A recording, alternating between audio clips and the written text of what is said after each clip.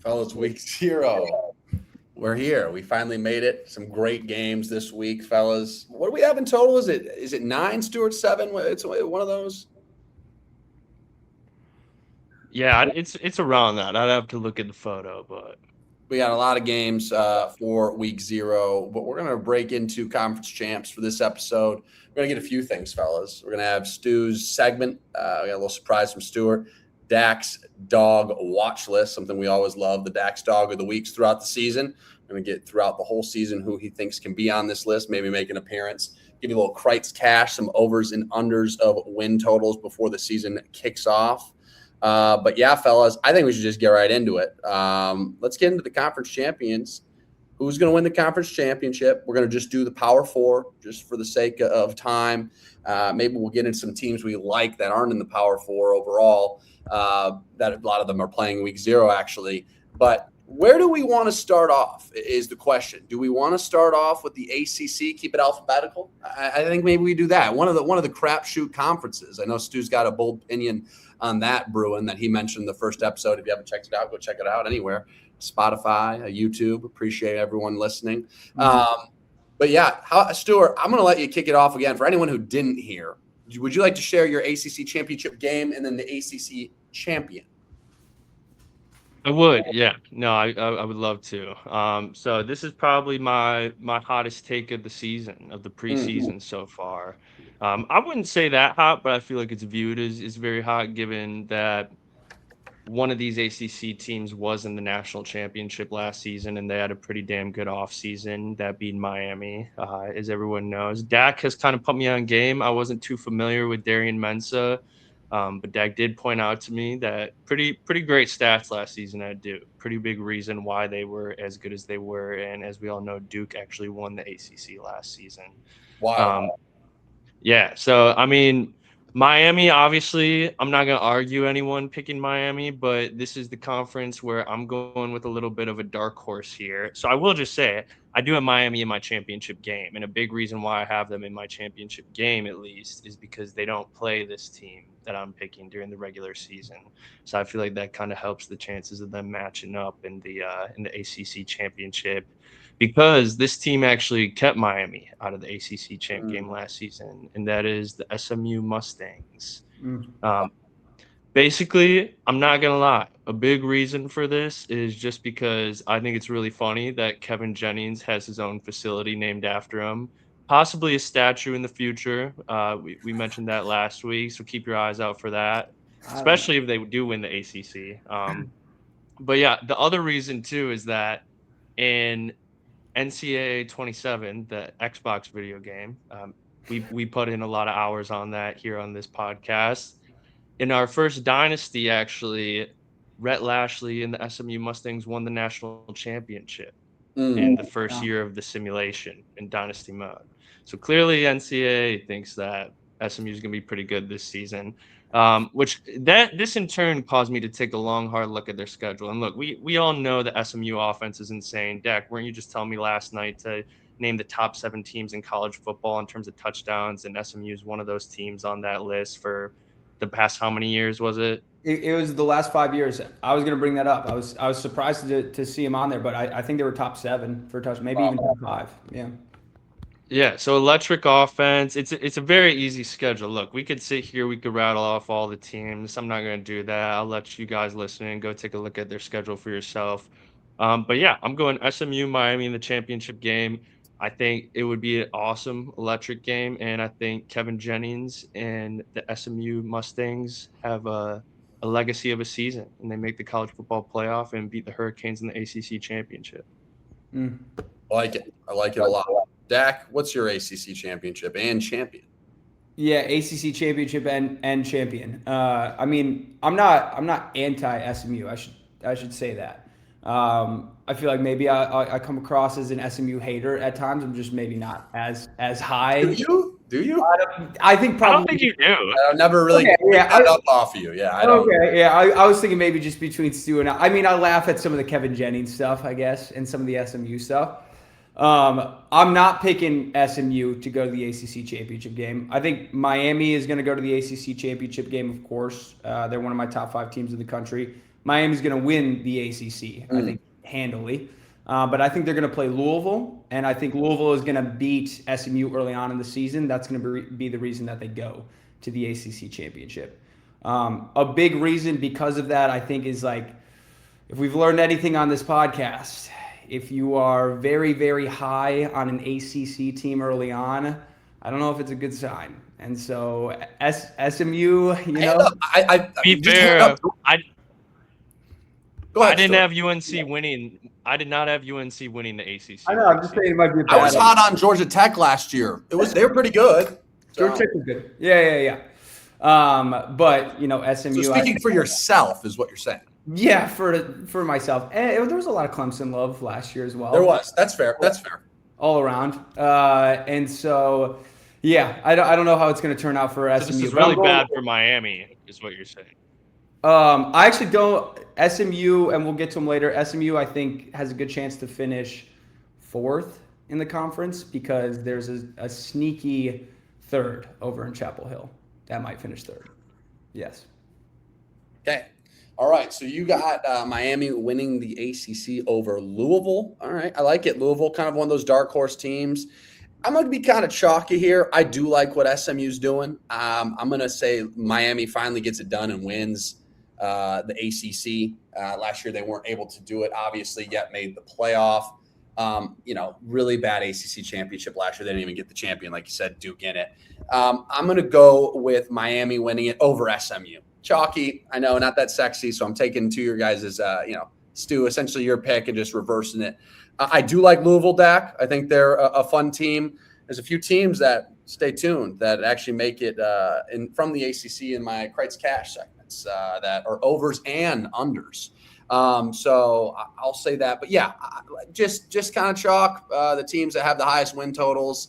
I do believe that there is another team. Maybe it's 8.5. I know it's 8.5 for SMU specifically. I think there's a lot of 7.5s is really what it is.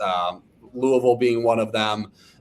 Surprisingly, North Carolina State, not to show my cards here, but look at their schedule, fellas. I mean, they don't play anybody in the ACC that's at the top. Watch out for them. Kind of a team nobody's talking about over there, the Wolf Pack. How good will Clemson be? I don't know, nor do I want to put my chips into them. But they're going to get you a couple wins. There's no doubt about it. And that's got James Franklin brought a lot of people over there to Virginia Tech. So you got to watch out. There's going to be a few really bad teams. 2 of them have Patriot ties. But I'll say that. And I like Cal, to be honest with you guys. I think Cal's could be a sneaky team. I like their quarterback and what they're doing out there in Berkeley. But yeah, good on ACC, fellas. No, yeah, I feel like the last 5 or 6 years, I feel like the ACC championship game has been fairly different, right? Yeah, it's been a bit of a mixed bag. It would be funny to see Virginia Tech maybe make a little bit of a run. I don't know what their schedule looks like, but I feel like that would be – nobody would have expected – what was it last year, Virginia versus Duke? It was Virginia Duke, yeah. No, nobody would have guessed that. And so, yeah, I feel like it could sometimes be a wild card in the ACC champ. Yeah. I like the Cal Dark Horse is a good one. I know that they love the QB they got there. Can't say his name for the life of me. It's a crazy last name. No, it's an acronym, and it's escaping me as we speak. But he's got 3 names. I think Hawaiian kid. All right, I'll take the reins here, fellas, for the Big 12. We'll really break down the 2 power conference teams, as we call them, the SEC and the Big 10. Let's do the Big 12 here. I'm going to have a little bit of dark horse. If you want to call them that, winning it, that's going to be BYU. I got BYU, the Cougars, winning it over Texas Tech. Listen, I'm talking to some Texas Tech fans I work with. Okay, yeah, easy schedule, no doubt about it. But fellas, they're just kind of, when it comes to just what they're putting out there this year, putting Patrick Mahomes on their helmet bumper. They're setting themselves up for failure. And if they don't go 12-0 and back to the playoffs, and not only just go to the playoffs, win a game, they didn't score a point. Correct me if I'm wrong, against Oregon in the playoff. Mm-hmm. They're just, to me, setting themselves up for failure. It's been a lot of talk. Joey McGuire and them just out there in Lubbock. I just haven't liked what they've turned into. They were kind of a good story last year. Yes, they got money. A lot of teams do. But it's like, all right, you're not playing anyone. You got a good shakeup in the Big 12. And like you're just setting yourself up for failure, in my opinion. Now, is the team solid? Yes. Do they have a good roster? For sure. But you drop a game and don't win the Big 12 after that. Let's say they have 2 losses, like kind of what I'm projecting them here. They're not in. They don't have a good enough schedule. Their toughest games are Houston at home, I believe. That's in Lubbock, and I think they have to go out to Oklahoma State. They don't play BYU in the regular season. Maybe they play Utah. I'll have to check this, but like, I'm just not that like. I'm not super excited about Texas Tech this year compared to BYU. I think they got a really good team. They're returning a lot. Their quarterback's coming back. It's kind of like what they're doing out there in Provo. They play Notre Dame too. This is aside from the Big 12 championship, but that game, even if they lose a close game, that's going to help them in that playoff conversation that they actually played someone who I think Notre Dame could be a team that goes 12-0. So, yeah, fellas, I'm going to go with BYU over Tech here. I like Houston. I like, there's a few fun teams. What's Baylor going to be? I like TCU with Sonny Dykes. The Big 12 is the Big 12. And I like Arizona. I wanted to throw them in there, actually. Noah Fafita coming back for what feels like his 7th year. So a lot of ways to go with this one, fellas. Kind of a crapshoot. I know everyone wants to take Tech or even BYU probably is the next team, but there's a lot of teams that can make it just like the ACC. I'm kind of in the same boat on the Big 12. Pretty much the exact same thing on Texas Tech. I think they have like the 75th ranked schedule going into preseason schedule, obviously. So you don't know exactly like how it's going to shake out, but it's not tough. So I do think that they're going to get into the Big 12 championship game. I don't think they're going to win the Big 12. I also see them dropping like a regular season game that they probably shouldn't. I agree with you. I think they end up not making the playoffs. It's a bad look that they were overly confident on the Sorsby stuff that he was going to be their quarterback, even when everything was pouring out, where it was like very clear and evident that he was gambling during his time in Cincinnati and at Texas Tech. They were super confident he was still going to be their quarterback and basically told the NCAA, like, this is happening. And then it felt like he kind of took it upon himself to be like, all right, I can't do this. I'm going to try to go to the NFL supplemental draft, which that part didn't pan out either. It's bad 2-3 months before your season starts. Like, it's just a bad mix. Bad for the locker room. It's a bad look. And then obviously now you have to filter in a new quarterback after you're going to pay a guy $9 million to play. And so their schedule's easy enough. They have enough talent. I think they go, but I think they lose. BYU, I also think their schedule's not that bad either. I mean, it's kind of tough to predict in the Big 12. They're probably going to have a big season, like you said, bringing a lot of guys back. Utah, what's Utah going to be? No more Witt. It seemed like planned even before Witt went to Michigan because he had stepped down and they had somebody filling in regardless. But still, you lose a lot at Utah. You don't know what that's going to be. Something that I do know and that I'm very, very confident in is Drew Mestemaker is an absolute dog at quarterback. Oh, yeah. And Oklahoma State, they're bringing some guys from North Texas. I'll be honest, I'm not sure exactly what their schedule looks like, but you're playing a Big 12 schedule. Can't be that bad. As long as you not can that score, bad. No, it's not. Yeah, as long as you can score the rock offensively in the Big 12, you're going to have a chance to win a lot of games. You can get stuck in some shootouts, and that's totally fine. I'm not sure. Do you guys know, do they play Texas Tech at any point in the season, or would it not? Yeah, they do. They do. I think it's in Stillwater. In Stillwater. Right? Yep. Okay. Do you know what week that would be? I think it's later. It's towards the end, yeah. If they played them early, it's like second to last week or third to last week. Okay, I was gonna say if they played them early, I could see that being a game where they struggle a little bit because like third to last week, Stuart, the 14th. Yeah.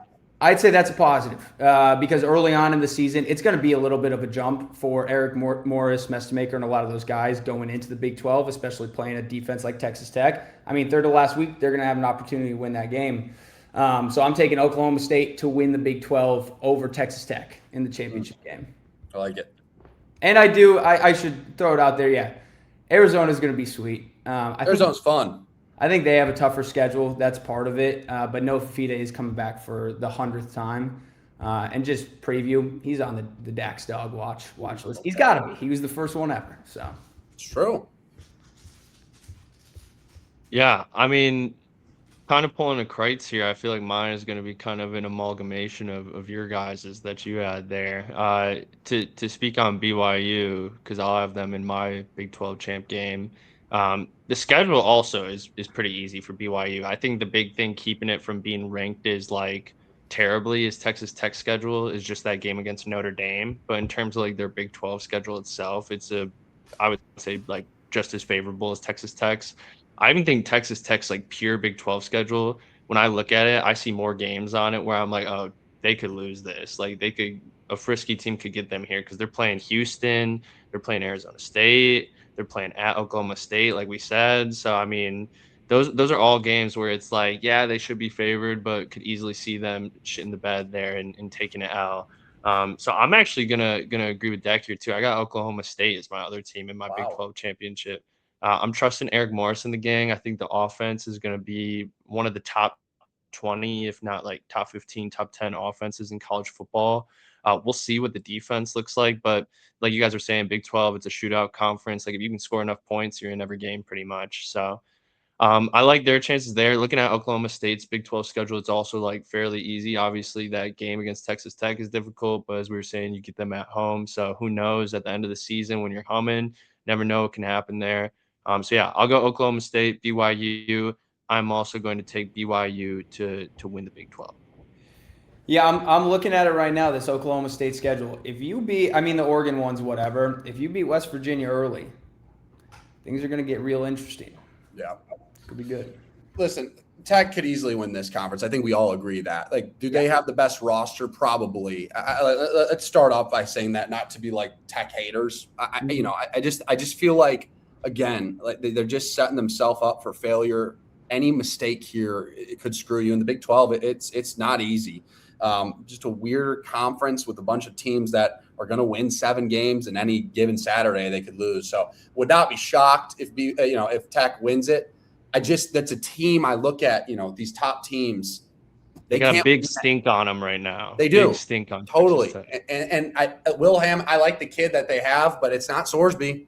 Like, it's just not. And when you don't play competition, like that's what BYU, they'll get battle tested playing Notre Dame. Notre Dame can win the national championship. Getting them at home, I think getting a competition like that, and if it is BYU Tech in my circumstance here, in my championship, I just think that's going to matter, especially later on in the season. So, all right, fellas, I like all the picks. Dak, we'll start off with the SEC, and I'll go to you. Then we'll do the Big Ten. Stu, you can take that one to start. Start us off, Dak. SEC. I'll go second, Stu third, and then Stu, we'll do a little snake. You grab the Big Ten. I want to hear yours first. But yeah, Dak, SEC championship. LSU's got to be one of those teams. There's a lot of teams. Let me just go down the list of teams that could be, and I'll let you kind of pick. There's obviously the Georgias. There's Alabama was in it last year. Their schedule's pretty favorable. Texas, is this the year they're going to finally win the SEC? They've been in the championship, but didn't make it last year. Oklahoma, right? They're returning a lot. LSU, obviously. Ole Miss. I mean, if there's any more I'm forgetting, really, fellas, I don't know. South Carolina, I'm not buying that much stock into just yet. Alabama. Yes, you already said Alabama. Yeah. Of those teams, Tennessee, still taking a little step back on them. I like Heupel, but what are you liking here, Dak? No, I feel like it is tough because you go through all those top teams that you just went through. They all played at least remotely difficult schedules. I kind of view it as 3 teams that have a good chance to go, and it's Georgia. And I mean, number one reason being is Kirby Smart. I think they've been to, I want to say outside, besides COVID, they've been to 8 in a row now under Kirby Smart at Georgia. It was a little bit different back in the day when they did the East and the West, and the East honestly sucked. So it was just penciled in. Georgia was going to that side of the championship game every single year for a long time. But still, that's impressive. You've been to 8 in a row, just about. You can almost just pencil in that they're going to be there again. We went through their schedule. They play Alabama. But otherwise, like, it's a manageable schedule. You don't get LSU. I don't think they play Texas this year, I want to say. Georgia does not, no. Yeah, Georgia does not, and so that's a big one. The other team that I do think has a very good chance to go is LSU, just because obviously what Lane Kiffin has already done in the conference. He brought in an unbelievable transfer class. The biggest question mark is how are you going to put it all together? It's a lot of new pieces, not a lot of time. The schedule's not easy. Can you get it going early? I'll say this. They have Texas and Alabama both at home back-to-back weeks. I think it goes Texas, then a bye, then Alabama. I think they win both of those, but early on, I see them dropping a couple that maybe they shouldn't because it takes a little bit to get things going. The teams that has to do it that I have in the championship game playing Georgia is Texas. That roster is unbelievable. And it's getting to the point we talked about a little bit last week. It's time for Sark to go in and actually get it done. Colin Simmons is insane on the defensive side of the ball. I think he's got like 21 sacks in 2 seasons. That's remarkable. Like that's not I think Aiden Hutchinson during his time at Michigan had 18 total. Colin Simmons has 20 in 2 years. And then everything with Arch last year, that wasn't his fault. They couldn't run the football. People underperformed around him. They got all the pieces this year. The question is, can you put it together? You don't have to win that one against Ohio State. That would be a great start. But I do think at the very least they're going to go through, take care of their SEC schedule. I'm picking Georgia to win it again, though. And it is as simple as until proven otherwise, why pick against them? Like I could easily pick LSU or even go Alabama or Texas. If you want to throw in Ole Miss, so be it. Kirby Smart still runs the SEC. He drops more games now than what he did in the past, but I'm still picking him in an SEC championship. Look at what he did they lost to Alabama last year again in the regular season, and he dismantled them in the SEC championship game. And so I see them doing that again. Just to touch on a few of the other teams. I mean, Alabama's got a tough schedule. Obviously, freshman quarterback going to be tough. Ole Miss, you lose your entire offensive staff. Texas A&M, I think they were merchants of. Yeah, I forgot to mention them. A&M also a team. And it might be a thing with Texas A&M where maybe they are being undervalued this year because I think a lot of people kind of wrote it up to their schedule wasn't bad last year, and once it came down to play Texas and obviously Miami, they didn't look very good. But that is it's not going to be there won't be a lot of easy games. I'll say that. But I'm going Texas, Georgia. Yeah, I'm with you, actually. Ditto, legitimately. That's what I'm doing. I'm going to go with Texas losing to Georgia. I got the Georgia Bulldogs. Same reason as you. I just think Sark gets outcoached. He does against Kirby Smart. We've seen it time and time again, and I'm not going to pick against it. Like you said, Dak, this could be, hey, if Oklahoma beats Texas in Red River, then it could be Oklahoma in this game. If LSU beats Texas at Death Valley, and that's the one that notches, I really could see LSU in this. Alabama has a favorable schedule when it comes to the SEC. And they get to play against, again, this doesn't count for the SEC's sake, but they still get like Florida State, who I think they'll dismantle after they lost last year. They owe them one. And I think that could be a good kickstart for them to get the season rolling because they're, for once, under the radar, if you ask me, which that's insane to say Alabama's that. That's where we're at in 2026. I'm not buying the A&M stock. They lost a lot on their O&D line. Can they win 8-9 games max? Yes. But look what happened when we saw Texas. They were this classic story of got hot real quick, veteran team. They went in, and credit to them, their good win. And why everyone was like, wow, is they went in and beat Notre Dame on the road. That was a big win for them. Exactly. But you watch them at the end of the season. That game against Miami, sure, it was close. Their defense, that was a horrible game. I remember watching with that guy. That was a horrible game. Miami felt like they got better and better, obviously, as the playoffs went on until Indiana, but even that game was close in the championship. But I say all this with them is they lost a lot on their O-line and D-line in the trenches. They lost a couple good receivers, right? They're still replenishing with good players. I don't think Marcel Reed's a bad quarterback by any means, but look at what happened when they played Texas, when Texas really started to put it all together. A little too late, obviously. I'm an Arch Manning believer. Listen, they might lose to Ohio State. If they beat Ohio State or not, it doesn't matter for this sake. I think they're going to go probably 10-2 this year, whether that's Ohio State win or loss. They have to make the playoffs. If they don't, I think Sark seriously is on the hot seat. You have all the resources. You have legit Arch Manning, who's fantastic. His red zone play calling has been bad. And now you have Muschamp there. It's like, okay, everything's there. So there's no excuse anymore. Wingo, who dropped a ton of balls. You have Cam Coleman, that guy. You saw the catch he did that went all viral a couple of weeks ago. This guy's a fantastic receiver, was in the SEC. So yeah, I'm with you here, man. I'm going to go with chalk, but I'm going Georgia over Texas. I think watch out for Alabama, Oklahoma, and LSU kind of as that next batch. I don't know what Florida's going to be. I don't think they're there yet. I'm excited to kind of see what they will be with Summerall. I think he's a good coach. I just do. Now, they're a little bit away, obviously a year or two away. But, yeah, man, I'm going to ride with you here as well. I'm going to do the exact same thing. Yep, 100%. Yeah, this conference is a gauntlet. I was just looking at pretty much every team's schedule, and you look at every team's schedule pretty much, and it's damn, this is an insane list of teams they got to play. And a lot of my reasoning for my championship game for the SEC is schedule based. I think I'm going to surprise you guys a little bit with who I have in mind. All right. Before I talk about who I have in mind, I'll give you guys a couple honorable mentions who aren't in it, but I think are just as good, like could be in it for sure. I'm just not putting them in it. Two of them that absolutely have the talent could be there, honestly should be there if it wasn't for having one of the hardest schedules in all of college football is Texas and LSU, both of them. Mhm. I think both those teams could potentially be 3-loss playoff teams. They're that good. That have all the talent in the world, two of the best rosters in all of college football, but I just think those schedules, I mean, you lose one game you're not supposed to, and you're out of the SEC championship pretty much with how tough both those schedules are. So I'm not throwing either of them in there. Another team based on schedule that I feel like could have a chance to make it in, even though their roster might not be the best this season. They're just really young, is Tennessee. I think when you're looking at all the SEC teams, they probably have the easiest schedule out of every team in the SEC. Just in terms of who they get at home and who they play on the road. But like we said, they got Faison Brandon, freshman, true freshman. We saw with Bryce Underwood in the Big Ten last year how it is playing a true freshman. Obviously, you got Heupel, who's a little bit more of a QB whisperer. I'm sure Tennessee has a dedicated QB's coach for their quarterback that's 18 years old, unlike Bryce Underwood in Michigan last year. Probably. Yeah, I bet you they do. Great call. You know, that's a very like outside of the box thinking idea by Heupel there, and I'm a big fan of it. So yeah, I think schedule alone, Tennessee could be in this conversation come end of the season. Uh, I'll start with the obvious one. I got Georgia in my SEC champ game. I just think Kirby Smart's they're due for like a hell of a year this season. It just feels like it's been too long since we were really talking about Georgia being like that legit threat to win the national title.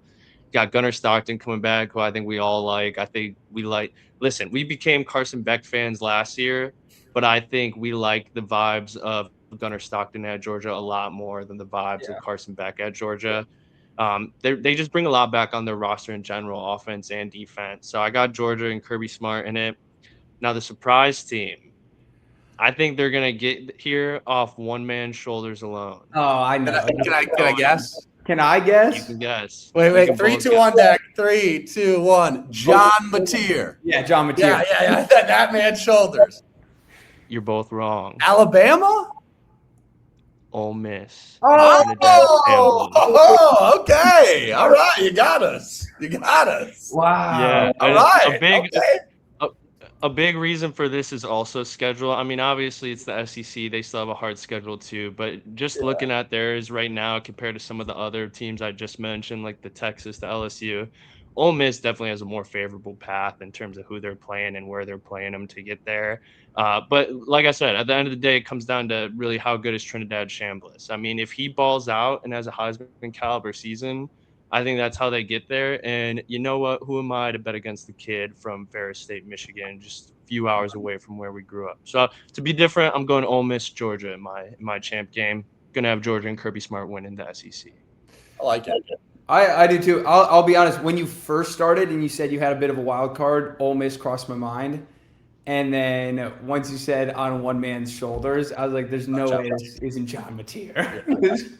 It had. I thought it had to be.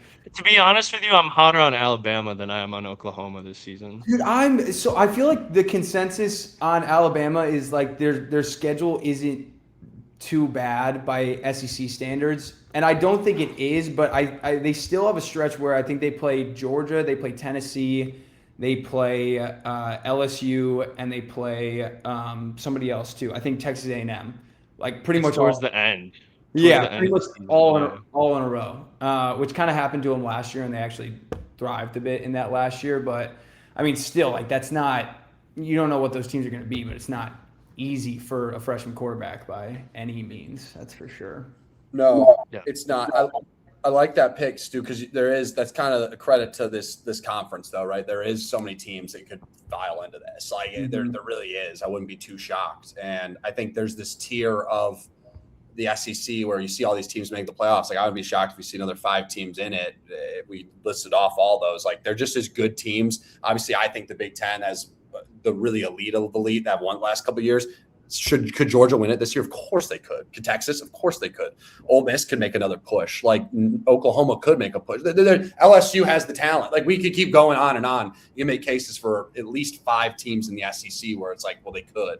So no, I like the call. I think Ole Miss is Trinidad, Chambliss, and Lacey. There you go. They're going to score the rock a lot. So like, I think Pete Golding's a good fit. I mean, they got to go off that energy they had, and hopefully they like establish confidence. I mean, Dak, not for your sake as a fan of LSU, but like they have some confidence. They won some games without Lane Kiffin.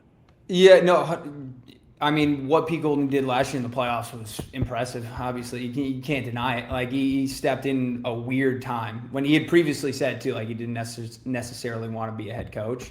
Yeah. And Chambliss is crazy, and so you got to give him props. And I will say, like, I think LSU will end up being a better football team than them at the end, but that week 3 game that's early on at Ole Miss, that's going to mean way more to them. You are going to get like Ole Miss could go play in a national championship game next year.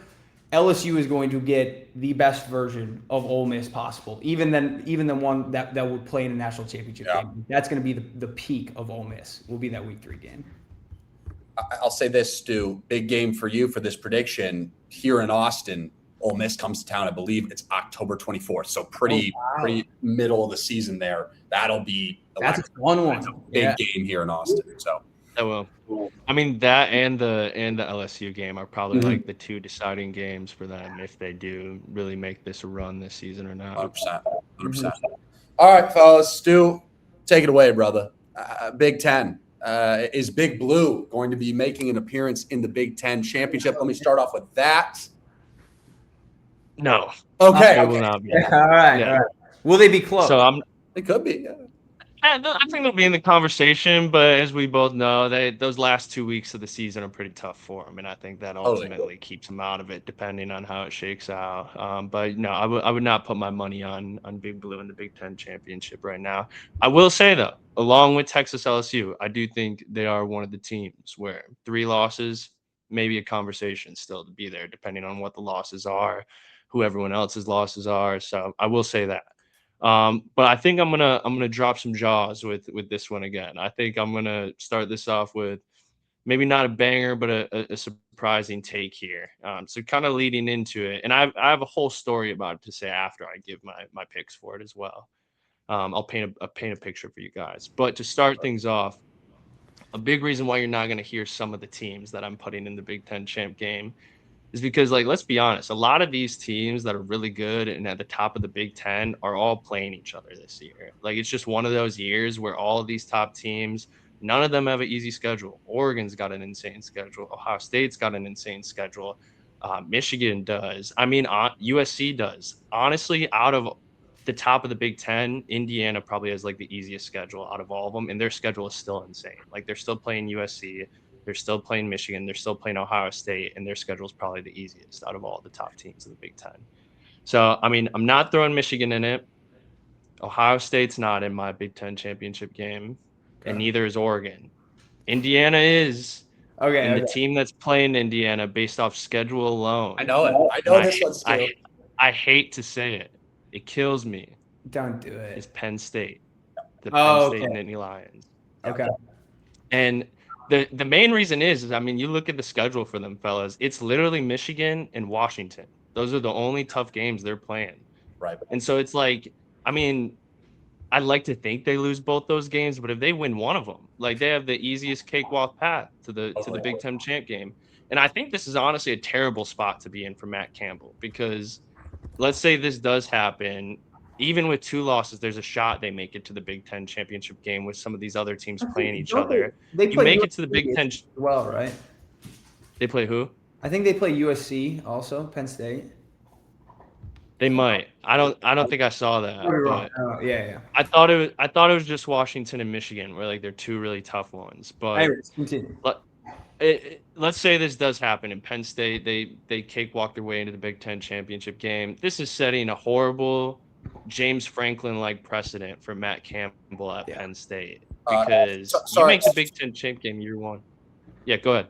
Just was going to say, yes, Dak, you're right. Night game, whiteout, but it'll be that October 10th. They do play USC. Yeah, but night game, whiteout. So still. Okay, so 3 tough games. But yeah, I mean, like I was saying though, you win one of those 3, still you're still right there. Like you're still there with a shot to make it in the game. And yeah, I think this. I mean, none of us like Matt Campbell. That's not a surprise. We talked about it last year. None of us are super hot on him as the new head coach at Penn State. It kind of is just like traded in a brick of gold for a brick of gold, or should I say a brick of copper for a brick of copper with James Franklin for Matt Campbell. Yeah. And so, yeah, I think if this happens, it sets a terrible precedent where next season, I don't know what their schedule is going to be, but I'm assuming it's going to be more difficult than this year. And I think this could easily be a situation where they go 10-2 this season, and the next season we're looking at like an 8-win, 7-win team. And then Indiana, obviously, is who I have winning. Yeah. Again, I'll just say this: I have the same champion. I'm with you. I think Penn State has a very easy schedule because they don't have to play any of those top 4 team would be the USC and Michigans, and they're getting USC at home for a night game, a whiteout, probably his first one, I would assume. Maybe they play someone shitty and they're doing it, but like that'll be electric for them if they can pull off that win. I have Indiana winning it as well, actually, and I have them just kind of like the same thing with the SEC. Over David Ocampo's Oregon Ducks. Here, Oregon has a really, really good team, fellas. Tough schedule, like you mentioned, Stu, and then I'll get into Ohio State. Probably wondering where's Ohio State in this mix. I am just waiting to see them be more physical. Like they just – I know they got manhandled and it was over right when that game started, that playoff game against Indiana, right? You throw a pick six, it was downhill from there. That Indiana team was obviously insane. But they just lack as much talent as they have. And I know they're returning so much and everyone has them. This is the year that Dan Lanning's going to do it. I'll believe it when I see it. I'm not even really questioning Dan Lanning as much as I am. Well, I guess it really does belong on his shoulders. They just don't scare me yet. They're not like a Georgia. They're kind of like Texas of the Big Ten. They're just like, yeah, ton of talent, have a great quarterback. When are they going to do it? Because they haven't done it. And he hasn't got to the championship yet. So I don't know, man. I think Indiana, people are sleeping on them at 6. I think Josh Hoover will be fine there. Cignetti is, into my eyes, him and Kirby Smart are 1A, 1B right now. Like, put it as what you want. You got to give respect to the coaches that have won, sure, but Dabo ain't doing to your Josh Hoover point too. Something I actually heard today and reminded me of how great Curt Cignetti is that each season he's been at Indiana so far, his QB has won Big Ten Quarterback of the Year, or has been first team quarterback for the Big Ten. Curtis Rourke and Fernando Mendoza. And impressive. Dak, you know very well what Josh Hoover can do based on his first game of the season last year. This is true. He's an impressive quarterback. What can I say? He is. Yeah. And so, yeah, they got talent. They're going to be really good. They got some tough games on their schedule, no doubt. But I'm gonna believe in Curt Cignetti this year, and I think Ohio State's a hell of a team. I'm just in not take off the big blue hat. I don't know, man. I think they can beat Texas. It's gonna be a tough game down here in the heat. I think they're gonna go to the playoffs, but they got a tough schedule. They got Michigan at home, sure, if you want to chuck that up as a win. They got to play Oregon. They haven't fared the greatest against Oregon. They haven't beat Michigan at home in a while, though. This is true. This is true. That's true. No, it is. Anything can happen. I'm not going to say that's an automatic win, but if we're going to just do that, they play USC, they play Oregon, they play Indiana, they play Michigan, right? They play Oregon at home. They go to Indiana. Like, this schedule's insane, and Texas. So I mean, that if that's not the hardest schedule of the year, other than Texas, I guess, if you want to say that, fine. It's vice versa. They play each other. So I think Ohio State gets to the playoff. Even if they beat Texas, they could have 2 losses in the Big Ten. That keeps you out. But Stu, I'm with you with Penn State. I mean, it's just Iowa State 2.0. That's the one thing I'm a little concerned about. How would they fare in the Big Ten? They could definitely make it. I think you watch out for a few teams that we haven't talked about. We love all very hot on Washington. I'm hot on USC. I think USC could be in this. If they go out and beat Penn State, tough schedule, sure, but they're getting Ohio State at home. What if they pull that off? I think USC is the team that Washington and Michigan, those next batch. Michigan's it's a little too early for me to say they're going to be in it. Could they be? Sure. I mean, I think Witt's a hell of a coach. I'm not saying it's out of the realm of possibility. I would put them probably at 5th on my odds, which makes sense. They're the 5th highest ranked Big Ten team, right? So But yeah, fellas, I'm going IU. It could be Ohio State, Oregon, or IU. I really believe one of those three teams can win the Big Ten. I'm not doing it with Oregon just yet. I just got to see it, and they're as talented as can be. But I'm going IU over Oregon. Yeah, I'm pretty much doing the exact same thing, except I am going to pick Oregon. Okay. I'm going to pick him to win it. On the Indiana side, it's kind of what you just mentioned. It's what I said previously. Sig is the best coach in the Big Ten. If you want to talk about Ryan Day, he obviously has a great resume as well, but Sig took Indiana. Best nipple ring in the Big Ten. Ryan Day does have the best nipple ring in the Big Ten. I saw another picture of him today, and I don't. He's got to switch up his shirts because they pop. Yeah, so someone should talk to him about that. But besides the point, he's probably the second best coach in the Big Ten. Obviously has a national championship. But yeah, Indiana's schedule really isn't that bad. They play Ohio State. They play Michigan. They don't play Oregon this year, right? I think Indiana maybe plays USC this year. Those are kind of they play USC. Yeah, they play USC. Those are kind of the tougher games on their schedule. If they lose to Ohio State, then I could maybe see Ohio State going here. But like you said, this is the first time that Ohio State has had a tough schedule in a really long time. Even their fans are pretty open about that. Like on Twitter, they've all said we're excited for it because usually they play a good non-conference game and then nothing matters pretty much until they go play Michigan, which isn't the most exciting thing when you're a fan. And so I think they're going to go through some bumps and some bruises. That being said, though, you have Julian Sayin and you have Jeremiah Smith. And that Chris Henry kid is supposed to be a dog. Yeah. So I could easily see Ohio State coming out week one, maybe going belt to ass on Texas, and then they just run the table through the Big Ten. I'm not going to pick it. I'm going with Indiana. On the Oregon side, they have to prove it to me in the playoffs because they love the regular season. And they do perform really well in the regular season. We watched them 2 years ago. I know it was at home, but they beat Ohio State 2 years ago. They've beaten Ohio State in the past. Even that regular season game against Indiana, if Dante Moore doesn't throw the pick six at the end, they actually maybe go ahead and win that game. I know it was at home. Indiana went to their crib. That was much closer than the playoff game that they had against them. I think Oregon thrives in the regular season. Dan Lanning is very good at getting his guys up for some of those smaller games, so they're not going to drop one. A game like USC, I think that's where they're going to go in. They're going to be fired up, and they're going to take care of business. Ohio State, if you look at their schedule too, that's another one. USC, I think they go in and take care of business. Which kind of gets to my point. I also like USC, but they're on all of these schedules. And so it's not like, you got to go win one or two. They're on all of these schedules, which is unfortunate because I do think they have a lot of urgency this year. And I think they're going to get after it, and this will be one of Lincoln's better teams. But it's just going to be a grind because that's going to be a win that Oregon needs. That's going to be a win Indiana needs. That's going to be a win Ohio State needs. And those are the big dogs, not in the Big Ten. Penn State needs. And Penn State. Yeah, dogs Penn State. That's not easy. Yeah. I think Penn State goes 10-2 and they miss the playoffs. That is my take.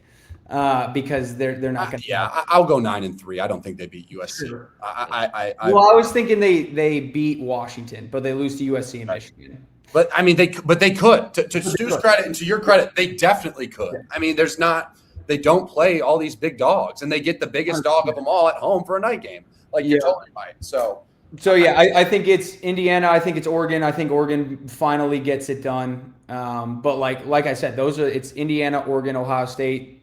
You touched on it previously, but those are kind of the three big players in college football right now.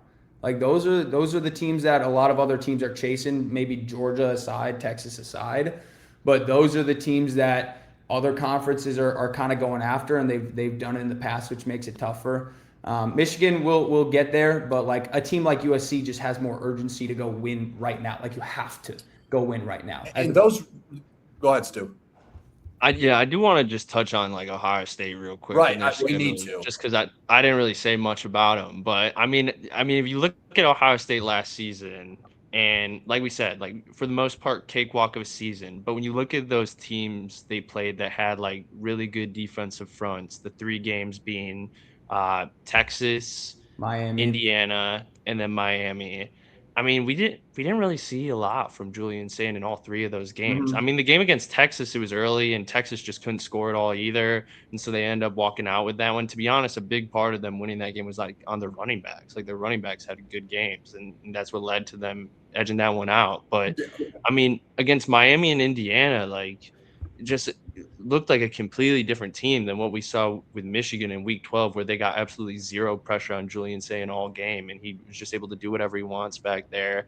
I mean, it was a little bit of Sam Darnold seeing ghosts once he went up against Indiana and against Miami. So I mean, this season, all over their schedule are teams that are going to have legit D lines, and so yeah, I mean, we'll know what we have with them early because like they play Indiana earlier, they play Texas obviously Week 1, so it'll be interesting to see with them. And I do think like that was the one knock on Julian saying last year, but to give him a little bit of grace, similar to Arch, that was his first year starting was last year. Like the Texas one, I think they were a little bit more conservative with him. It was week 1. There's no reason to like be like, hey, go out there, open it up. But I think in some of those bigger games, he missed Jeremiah Smith when he had him open at times.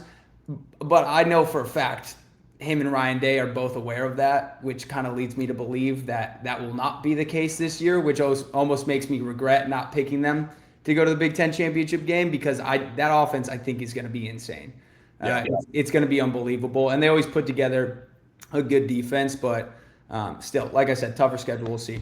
Yeah. I think a big thing here is I think they're still going to the playoff. And again, Stu, you brought it up. I think this year will be the year we see a team that's 9-3 get in the playoff, and they could be that. Just with dude, you go to Texas, you go to Indiana, and you get Oregon. So let's just get the rankings there. Although they're number 1 in the country right now, and we don't have them. That's all right. But Texas is 5th, I believe. You start off the season there. Indiana is 6th, and then the reigning national championships. You go on the road for both those games, and you also have to play number 2 Oregon. Like that's insane. So I'm just saying that it's gonna. I don't think they missed the playoff. I think they're 10-2. I think they're gonna lose. In my estimate here, one of those, they're gonna lose minimally one. I think they're gonna lose 2 of those 3 games. And obviously, if it's Texas as they lose to, it doesn't hurt them as much for this conversation. But if you lose to Indiana and you lose to Oregon, I look at that in my eyes and go, well, that's how my Indiana-Oregon situation plays out. And so, yeah, it'll be very interesting. We'll touch more on Michigan as the year goes on. I think that is such a measuring stick game for them so early. If they can at least keep it close and look more competent than they did. I know it's close. Week 2, we'll be doing a deep dive. For sure. Yeah. I mean, that'll tell the story of what this offseason was, because I know what Oklahoma is.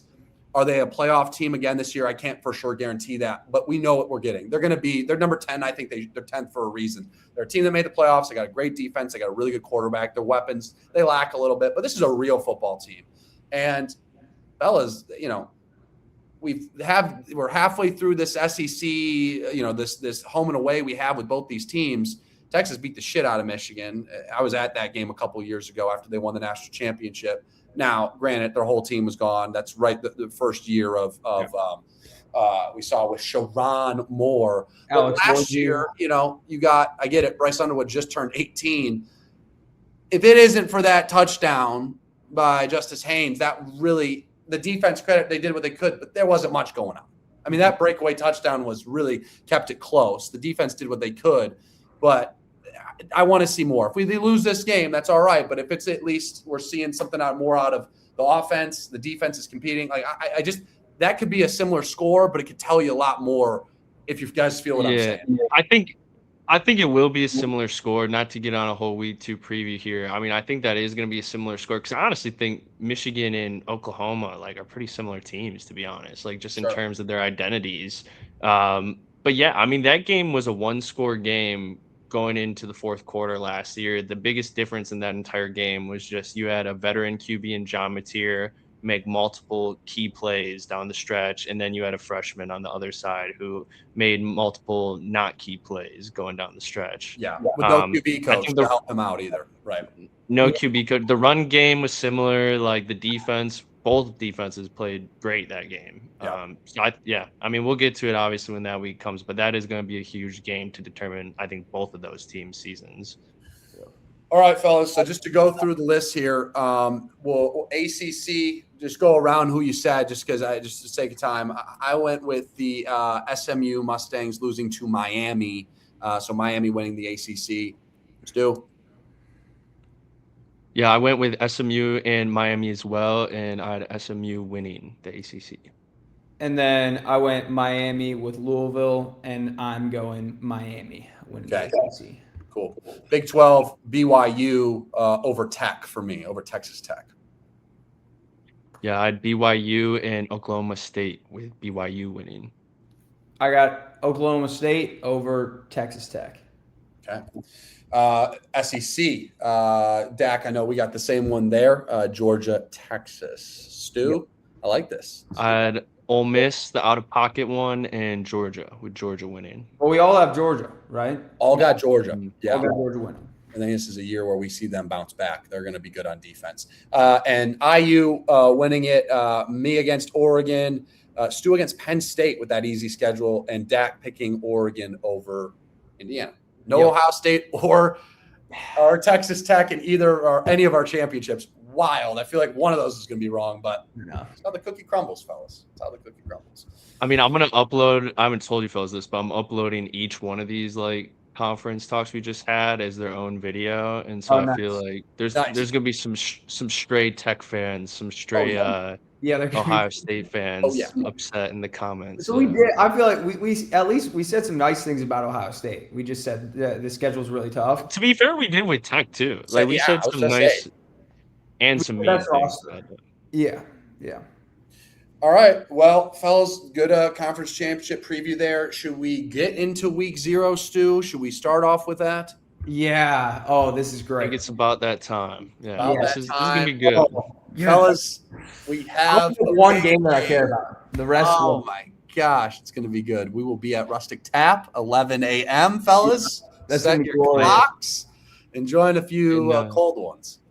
In potentially a Asian festival afterwards, which could be a good time. Perhaps some content coming from that. But yeah, we got the list here, fellas. This is the week 0. Obviously, not all these games are huge. We won't spend a ton of time on them, but there are a few on here that I think we could dive pretty deep into. So obviously, we got North Carolina TCU at the top here. Do we want to start there, or should we save that one for last? Let's save that. That's the dessert. That's more the meat and potatoes for Dak and I to discuss. Let's move on for these games, Stu, and we'll finish off with that one. Yeah, so this next one below it, I feel like is one we can just touch on briefly. I mean, I don't think there's any surprises here with San Jose State playing at USC.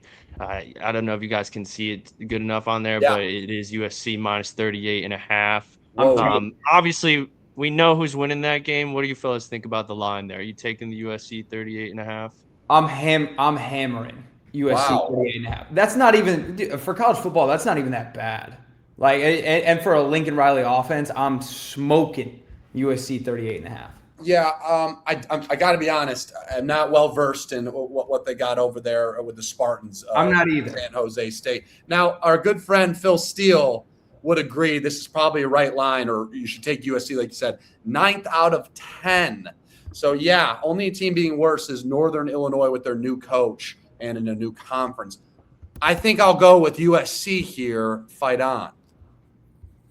Yeah, I'm right there with you, fellas, honestly. I mean, I do have a little bit of love for San Jose State. As you guys both know, I did have a dynasty last year. Yes. My coach was Sharon Moore, and I won a couple of natties at San Jose State. And so I do have an affinity for these Spartans. Not the other Spartans, but these ones. But I think I would also take the USC minus 38.5 here. Moving on to NC State at Virginia, probably one of the other few interesting games on this list here. As you see, we got UVA 5.5-point favorites. It is at Virginia.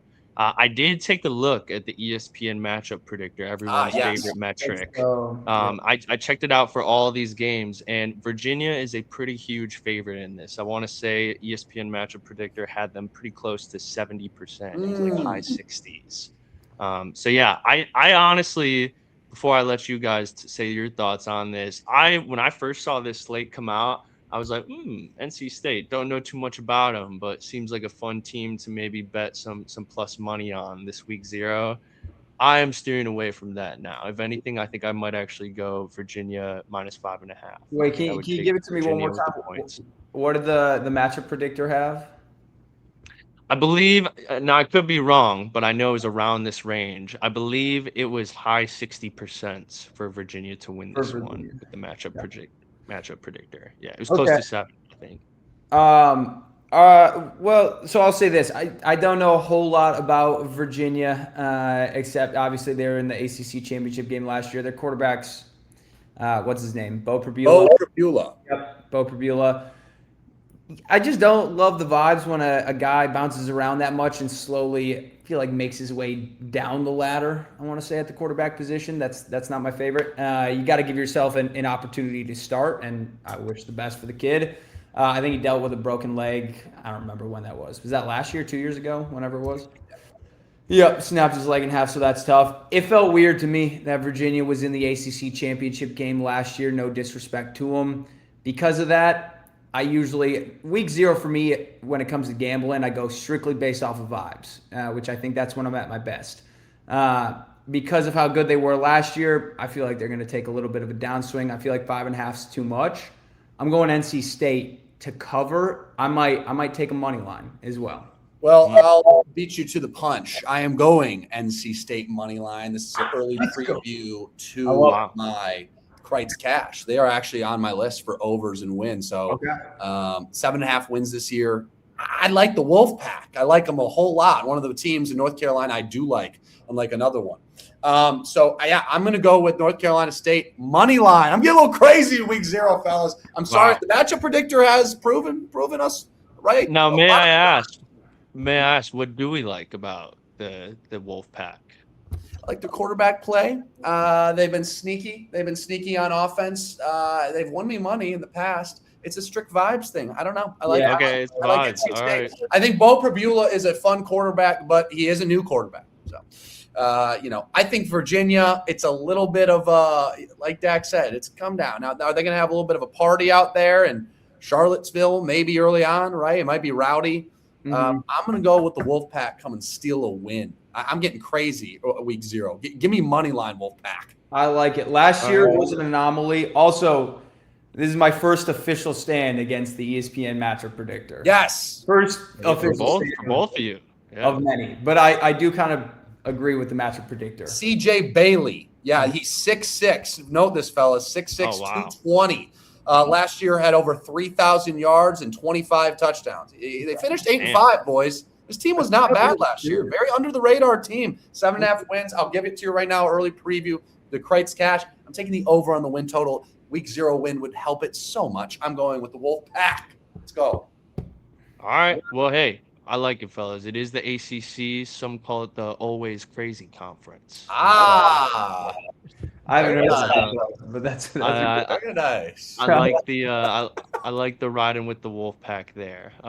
So yeah, moving on here. This is kind of a fun one. I mean, one of these teams is brand new to Division I college football. The Not most necessarily expensive, Division I, but dude, look at. Sorry to cut you off, brother. Note this: the most expensive game on this list in the Fargo Dome. Yeah, you're right. Hey, I mean, I imagine that is the hottest event of the entire week in North Dakota. So I'm not necessarily shocked by that.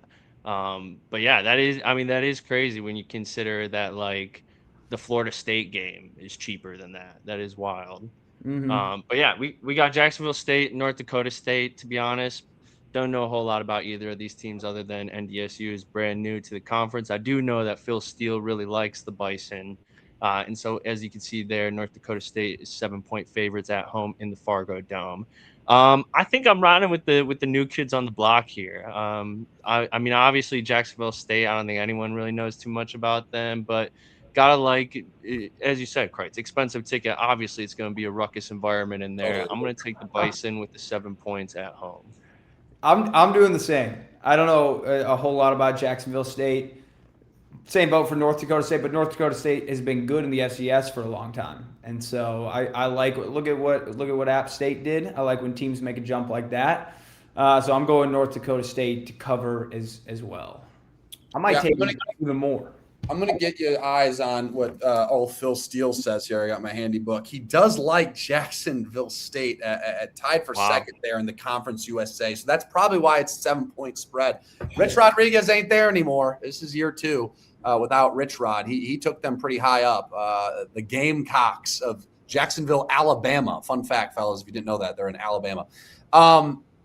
I'll go with the Bison. It's going to be rowdy for all the right reasons, fellas. I think this team, in some books, 9.5 wins this year. That would be a must for the Bison to get this dub.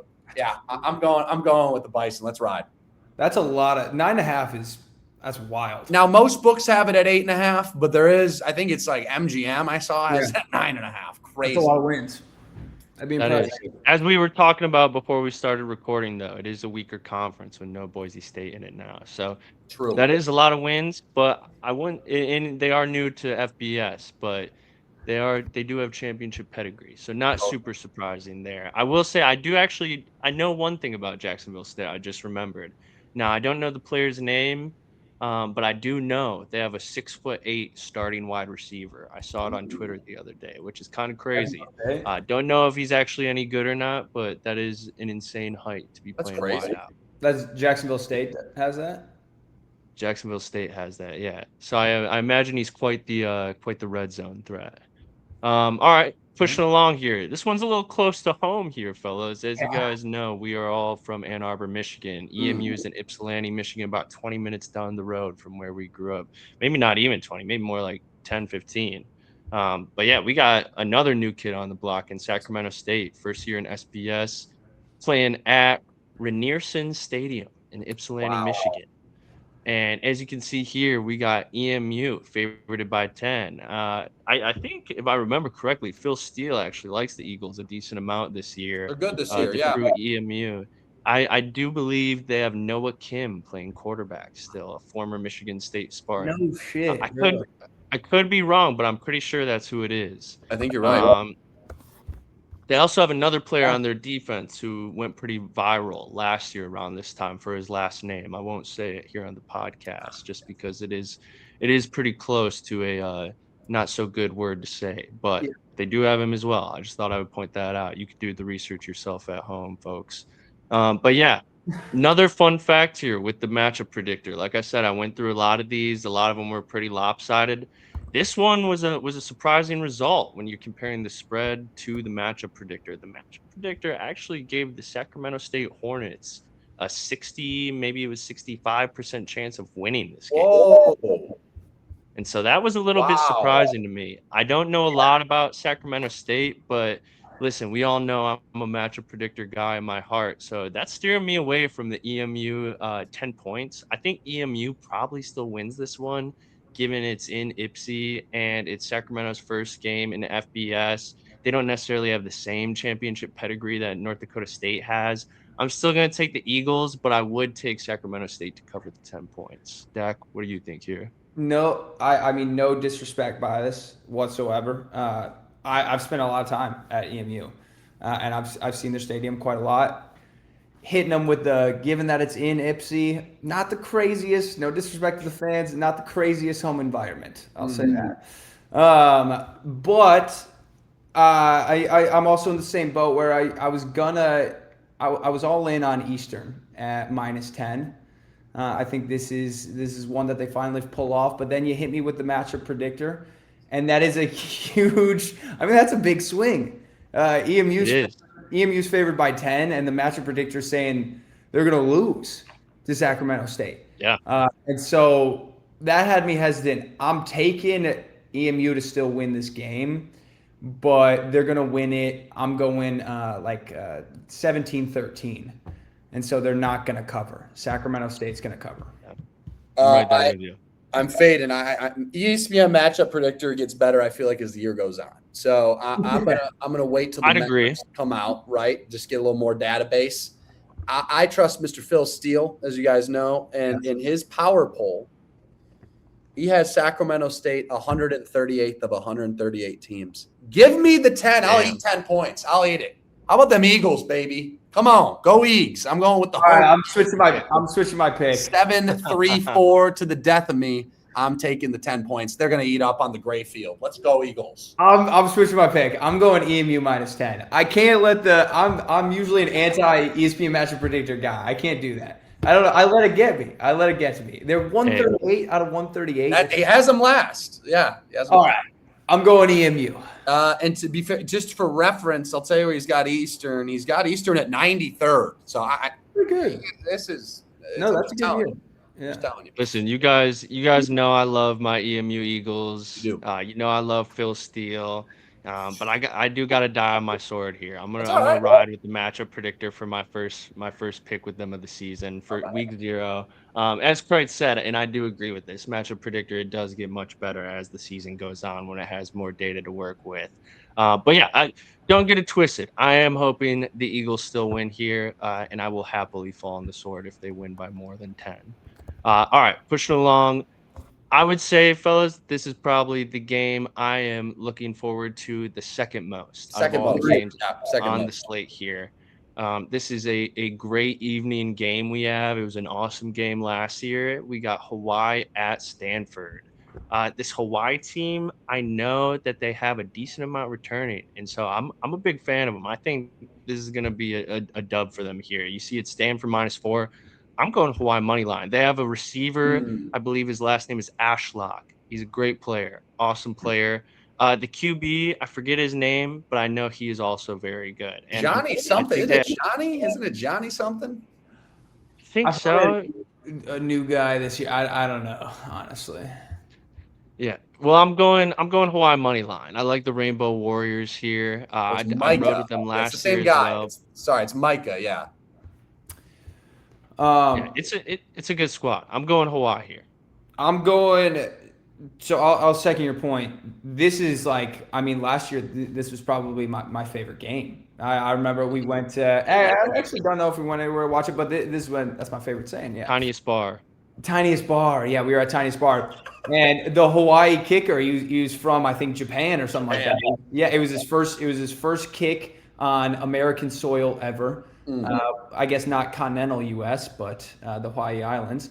And he kicked a game winner to beat Stanford. It was electric. I'm excited for this one. The reason that I took Hawaii last year was because I said it was going to be tough with Stanford having to travel down. That's not easy. That's a long flight.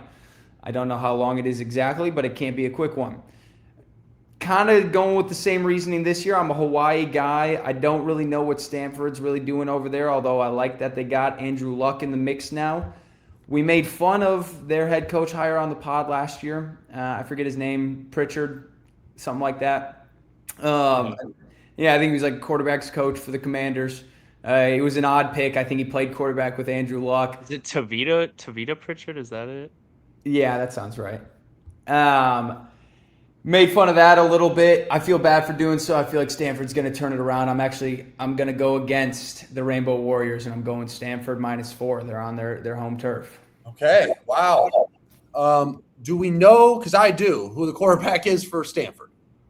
Oh, I don't. No. I do. Oh, you both do, actually. Or the Maize and Blue. Oh, I do know who it is. Yeah, I should have said this. It's Davis Warren, I hate to go against my guy. Yeah. Salute to Davis Warren for what he did in his one season here at Michigan that he actually played. He was blackballed. He arguably got one of my favorite wins of all time as a Michigan football fan. Yeah. Remember when credit to him for that? Yep. Ooh. I will say it, one of the coolest things Sharon's ever done. Yes, with his gloves on. And yeah, Sharon Moore, great win.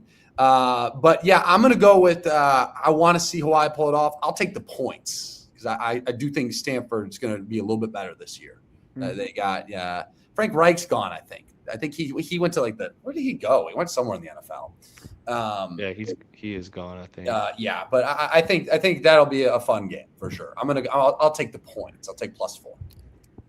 Nice. I will say matchup predictor for this one, if I recall right, I think it was Stanford with the slight lean. I think it was like Stanford in the 50s%. And if you want the power poll from our friend, we'll do both here. I got it in front of me, 70 for Stanford. He's pretty high on Stanford. The Rainbow Warriors coming in at 99. So it feels like a right spread.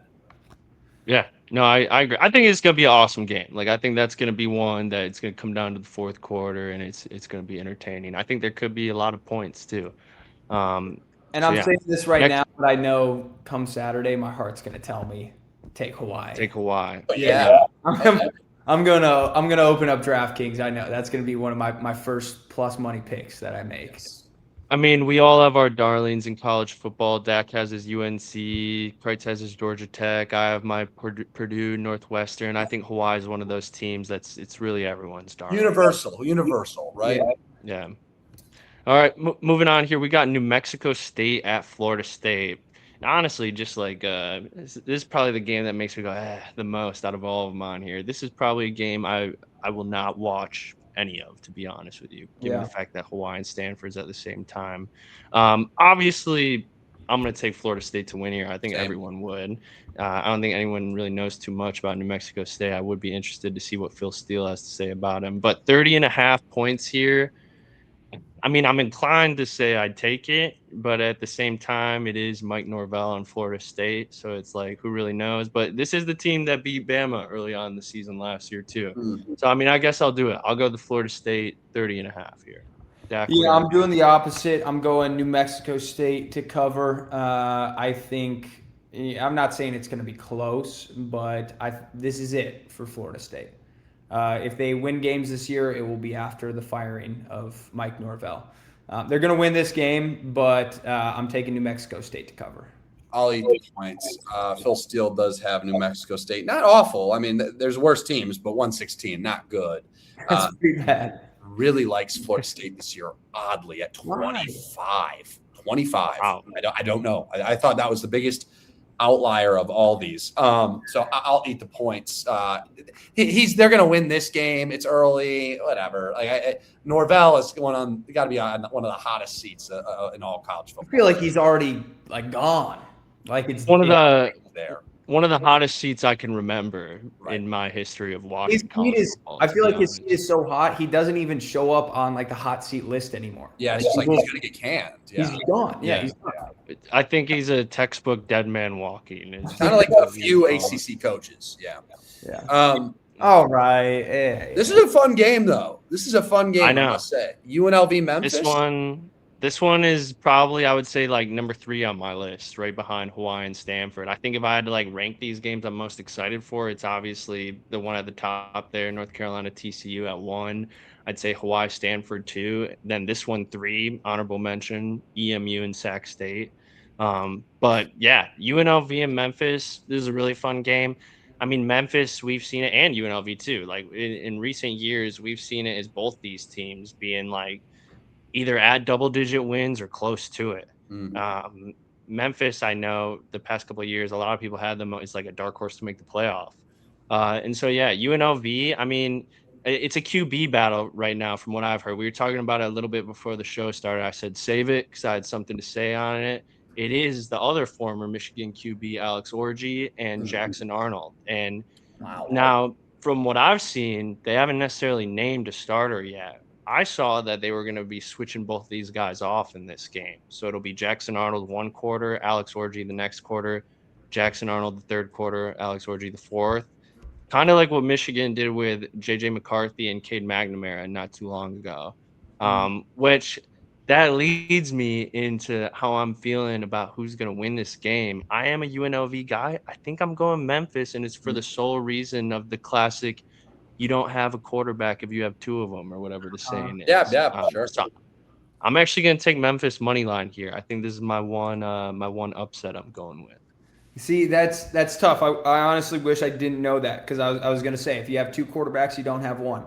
But I think in college football, continuity is big. Dan Mullen's a good head coach, and he's coming back to UNLV this year, obviously. And Memphis lost Silverfield. And so they're going to be dealing with a new staff. Because of that, I'm still going with UNLV. You just don't love to have Alex Orji in the mix at quarterback at all. And you certainly don't love to hear that they might be splitting reps in game 1. But it's all right. I'm still taking UNLV to cover 4.5. Yeah, I don't know. I don't like that either. Yeah, Dan Mullen's there and Silverfield left. I'll just take the points. 4.5 is a gross number. Give me the hook. I'll take the 4.5. I don't love hearing him. And Jackson Arnold has just not shown anything. Now, has he been in bad situations? Sure, I guess, but he just is not a very good quarterback. And we know Alex Orji is not a good quarterback. So I will go with the points here, Memphis side of things. Nice. Yeah, I will say matchup predictor. I mean, I don't think matchup predictor knows Orgy's going to be playing because it's got UNLV at 70% here. And I'll give you the Phil Steele stats, Stuart. Interesting. Yeah. 80th in the power poll, what he ranks him at the end of the year for UNLV. So kind of further down than we would think. And 87th for Memphis. So this is a close one here. Wow. Yeah, I would say in terms of like Phil Steele metrics, this might be the closest one out of all of them. Yes. Yeah. All right, fellas. Well, this is the one we have all been waiting for. Now, this is – I wish these teams just played each other every single year from now on after this, because this is like become a new tradition unlike any other for no good reason. But it is fun and it is hilarious. We have North Carolina and TCU playing in Dublin, Ireland. For those of you who don't know, who maybe it's your first time listening to us this season or even this episode, last year around this same time, Dak and myself, I'll fall on the sword with him. We both made some bold predictions about UNC, and boy, were we burned. I think we both had him in our ACC championship. Dak had him winning the ACC last season. And boy, was that far from what really happened. And I was burned bad. Dak was burned bad. I'm choosing to not associate with them anymore. And Dak is still riding with them. You can see we got TCU 7.5. TCU is a fairly large matchup predictor favorite as well. I believe they're sitting around 70% chance to win this game. I told Dak I would maybe consider taking the North Carolina cover the other night. I've changed my mind. I'm TCU with the 7.5 all day. It was not. That wasn't the other night. That was last night. I'm pretty sure that was. It might have been. Yeah. It might have been. But I'm going with the TCU with the points here. I'm going to take TCU. I promise you're going to come Saturday, you're going to change your mind. Trust me. Maybe. We'll see. I will. So Dak was saying he doesn't have any North Carolina gear to wear. I do have a lot, and I will give it to Dak to wear if he wants it. We as a North Carolina somewhat fan, we'll welcome you back with open arms when you're ready.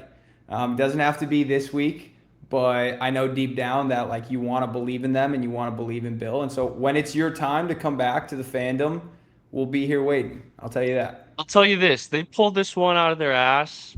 I'll be about halfway. I'll be about halfway back if they pull this one out. Are we confident? I will say though, yeah, we do have a bet going on Purdue and North Carolina. Those are me and Dak's respective darlings there, and so I'm only going to be able to root for them so much this season. I think we should, which is tough. Would you be down to do like a TRC poll of the bet? Who's going to win more games, North Carolina or Purdue? Yeah, we could throw it up there. Yeah, I like that. That's good. That's good. Get the people's opinion. Are we positive I picked North Carolina to win last year? Yes. You had them playing Clemson. Yes. Yeah, I said in one game, who do you like, Bill Belichick or Davos? Right. You did. Yeah. Now, listen, can I hand up here? I didn't even hate North Carolina. I thought it was a little much to pick them that high, but I thought they were at least going to a bowl game. I thought it was worth the conversation to have. I didn't think you guys were insane. That was a little much, and it was a little much. They were terrible.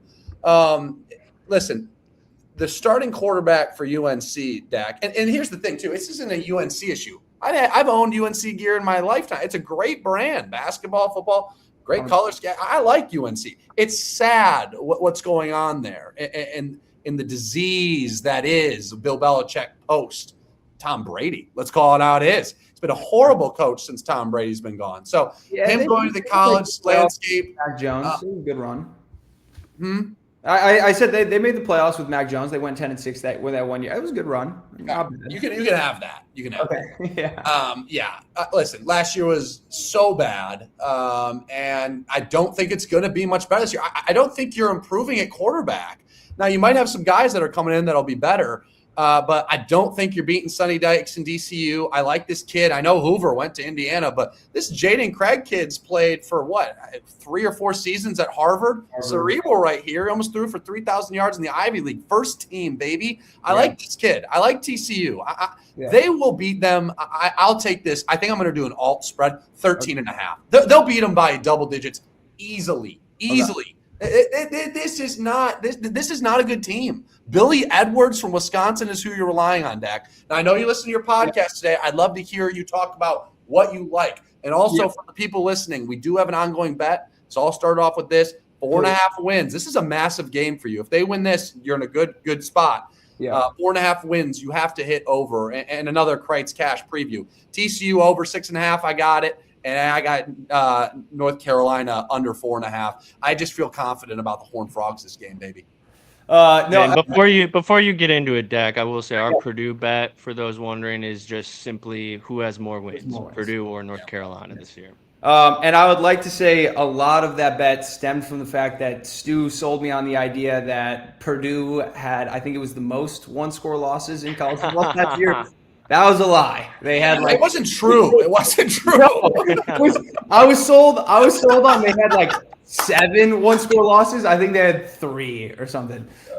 Which was all I have to say to that is the heart believes what it wants sometimes. No, I know. And this wasn't like a one-time thing. You were saying that fact for the entire offseason, like 6 months. And to my credit or discredit, it went unchecked for a while. He was fully unchecked. Your credit's crazy. It wasn't until we made that bet. I was like, Stu, I don't think this is true. And I was looking at their schedule last season. I was like, this isn't true whatsoever. Steele had them as in that list of most teams, and it was like 3 or 4, and they were not the highest. There was where does Steele have North Carolina? Do you know? Yeah, he doesn't have them that far down. Actually, 60th, but TCU is 37th for reference. Okay. You mentioned earlier, listening to the North Carolina podcast. From my research, they don't really exist. The best that I could find was like some national media giving a rundown of like their schedule and their roster. North Carolina, not to say they don't care about football, because they've had some good teams in the past, like when Drake May was there.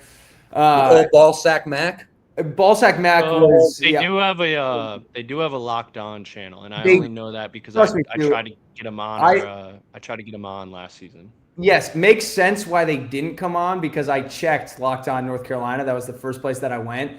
I think they have about 20 Mike Malone videos, and they haven't posted a football one since like July 29th. So it's, I mean, shout out them. I'm sure the Mike Malone videos are great, but not really what I was looking for at the time. But that's okay. Going back to last season, because obviously last season was a disappointment, and I understand they went 4-8. I don't think it was as bad as what a lot of people think, because they did almost beat Virginia. That was a 2-point loss. Or maybe a 1-point loss, and they went for 2, and it was a horrible throw by Gio Lopez. They also should have beat Cal. But they fumbled the ball through the end zone, which is why they lost to Cal. Otherwise, you're 6-6. Maybe you're going to a bowl game. Did they improve at quarterback? I don't know. I think Gio Lopez was dealt a bad hand. I'll ask the two of you this. Who is a better offensive coordinator, Freddie Kitchens or Bobby Petrino? It's got to be. So I was going to give this to you is your one thing, and the one thing that has me feeling maybe slightly better about them this season than last season is the Bobby Petrino. Fun fact for everyone listening, he did coach the Falcons in 2007, and he quit halfway through the season by leaving a note in the locker room after a game. Yeah, he did. Went to the Falcons. That was a fun fact to share. I think it was like 10 games in, and I think right before the Arkansas stint. Just real quick, to answer your question, it's a fair question to ask. He took over, and I understand it's the head coach role. He had to be the interim. Do you know how many games he won last year with Arkansas in the 7 games that he had to coach? Fuck, dude. Maybe 1. 0.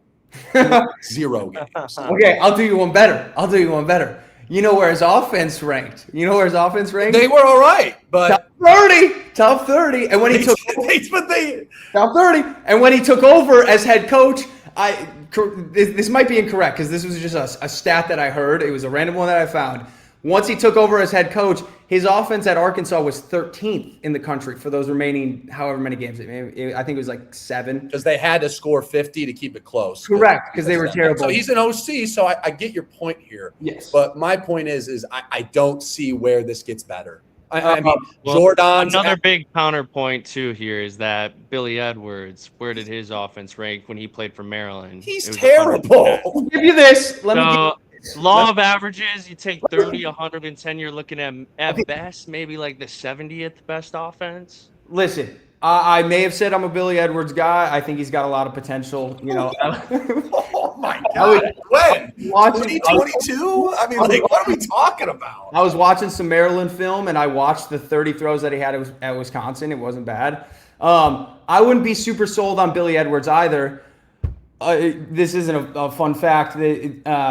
Miles O'Neal is going to be their backup quarterback. Miles O'Neal was at Texas A&M when Bobby Petrino was at Texas A&M. He was actually recruited to Texas A&M when Bobby Petrino was the one who recruited him to Texas A&M. Everybody thought Miles O'Neal had the inside track to be the starting quarterback. I think that speaks volume to what Billy Edwards did, a guy who's not familiar with the system as opposed to a guy who is. So I have high hopes for Billy Edwards because of that. He won the starting quarterback job when it should have been Miles O'Neal. All of this being said, it's unfortunate. Their schedule was super easy last year. They didn't take advantage. And I walked away with what's the phrase? Cake on my face? Egg on my face? Egg on my face. I looked like an idiot. I picked them to win the ACC. Throw in your mouth. Yes, they went 4-8. Their schedule's a lot tougher this year. That sucks.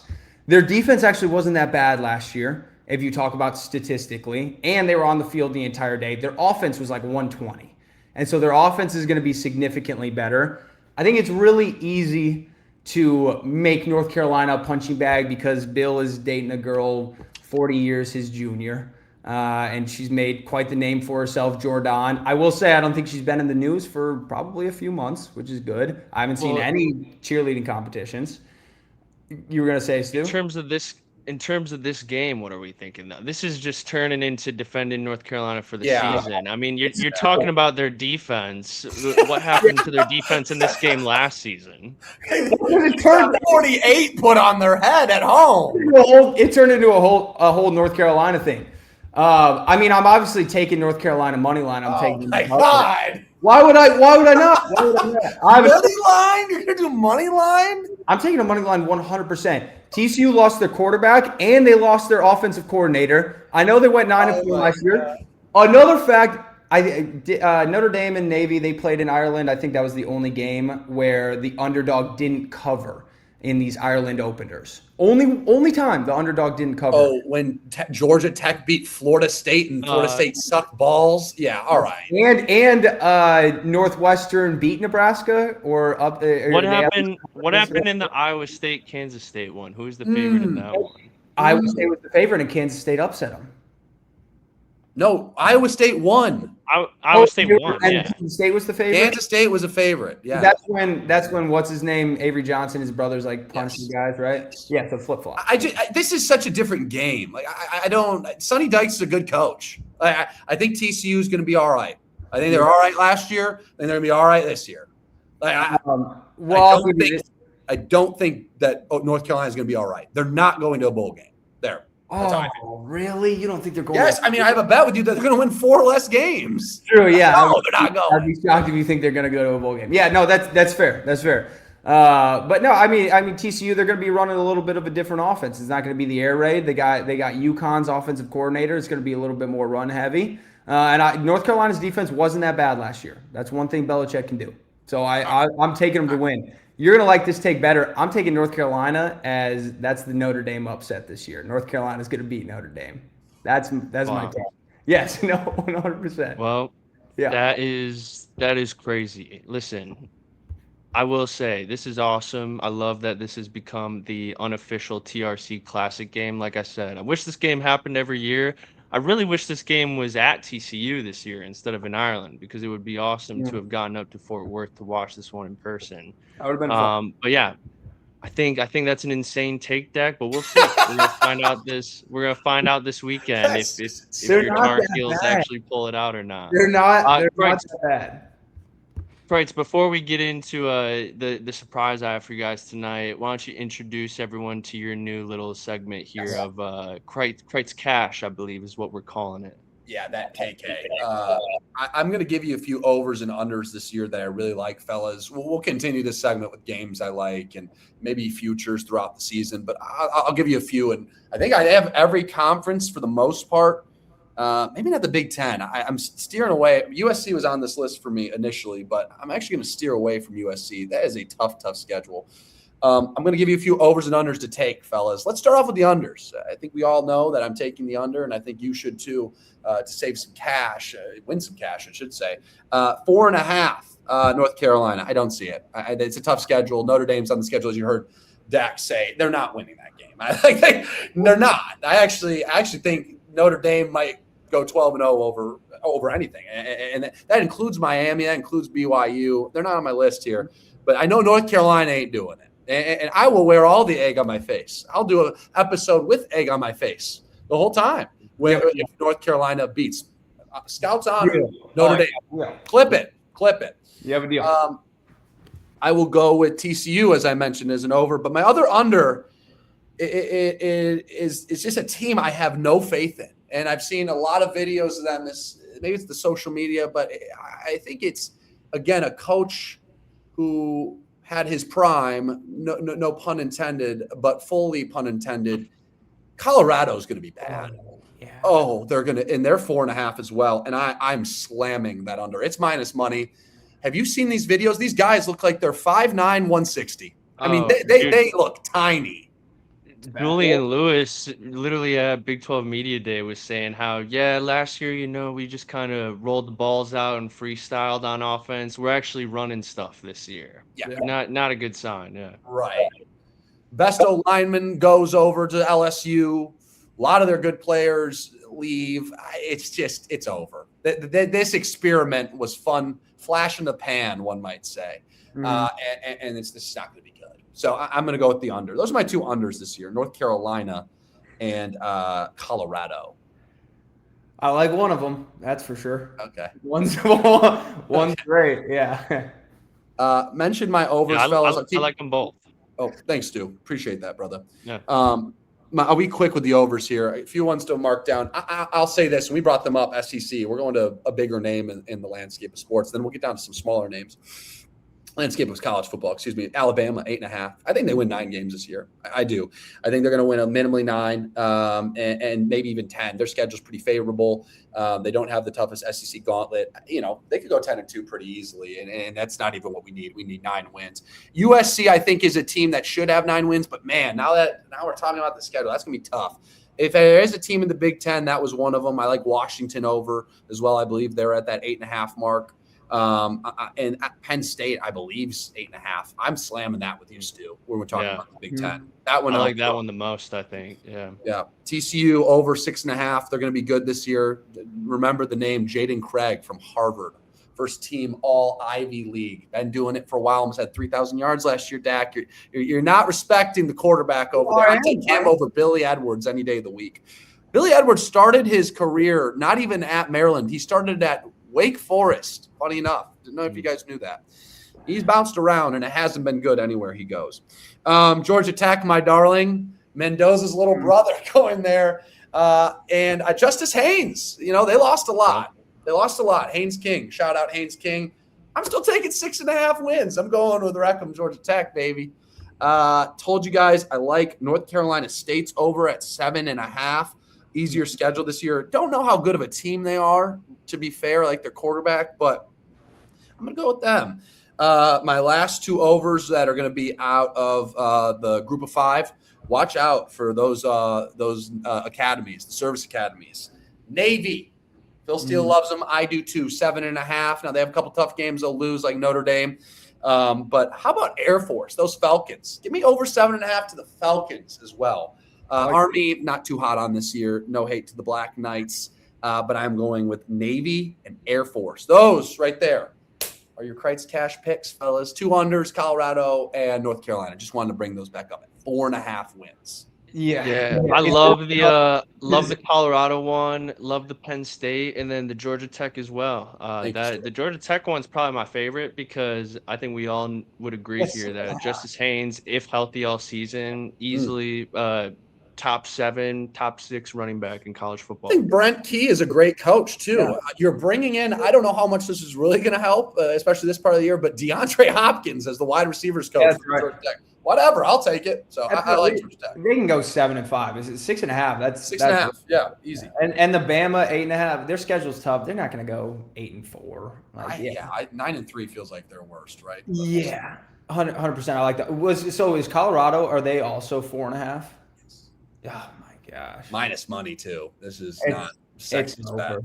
Yeah, they it's going viral, but they had like their strength and conditioning coach was giving a hype speech. It just wasn't landing to the She guy. wasn't doing a great job. No, it wasn't the best. Wasn't the best, and so yeah. Listen, I'll give Deion his credit. He got it rowdy there for a year. He used it pretty much as his Trojan horse to get Shadur and Travis Hunter to the NFL. Yeah. And good for him. You know, he revived a fan base for a little bit that was completely dead in the water, even worse than they are now. So respect to him for that. But I agree. If we're talking Mike Norvell as dead man walking, I would throw prime time in that boat as well. Probably. Yep. And Stu, you said earlier you were also going to take the under 4.5 for North Carolina, so that's the side of the boat you're on, is what you're saying? I like it. I'm not necessarily throwing my money on it, but I Okay. do like it, and I'm in a position where I have to like it this Well, year. Dak, unfortunately. all seriousness, let me read this to you just out to the people listening, because this is a big topic, and then we'll move on. Yeah, for sure. Length one. TCU, obviously not favored there. Okay. I'll give you East Tennessee State. Is McNamara Shout out to it's not. It's actually another former Michigan quarterback in Jaden Davis. That's who it is now. Wow. Yeah, Jaden Davis took over. Yeah. The pipeline that is. Clemson. All right. So I'll give you a win there. I just went away.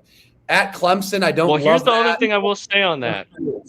Jaden Davis, North Carolina native. He could be putting together the game of a lifetime for his return All right. home. We That just could let's happen. give them a win. Let's give them a win. Clemson, they lose. I think they lose. It's not a give me. I just got to say that. I don't think it's a give me. It's just not. Which one? Which one? East Tennessee. Oh, come on. The Buccaneers. No, they'll be all right. They'll be all right. At Clemson, I don't love that game for your sake. I know you got this one October 3rd. Yes. I'm going to take CJ Carr to win by 70. Yeah, that's fair. All I'm saying, Marcus Freeman, he's lost to Stanford, Marshall, and NIU. There's always one, and I think Fair. Duncan could be that one. Okay, that's a good. Hey, you know what? Good counter there, Dak. Thank you.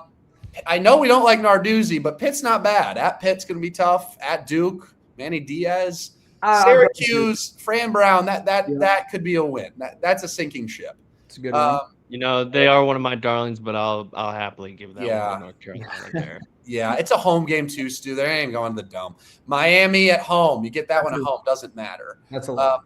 UConn at home. I'll give you the win. Louisville, the team that's in your ACC championship. You want to give them that one, Dak? I'll let North Carolina lose that one. I'll give it to Louisville. At Virginia. I'm going North Carolina. And then the game that matters, really, it's the in-state battle, baby. It's North Carolina State, the Wolfpack. So that could be for 4 or 5 wins. That probably will be. Last year, for note here, 42-19 at the end of the year. Yikes. Ooh. All right, Damn. so that is UNC.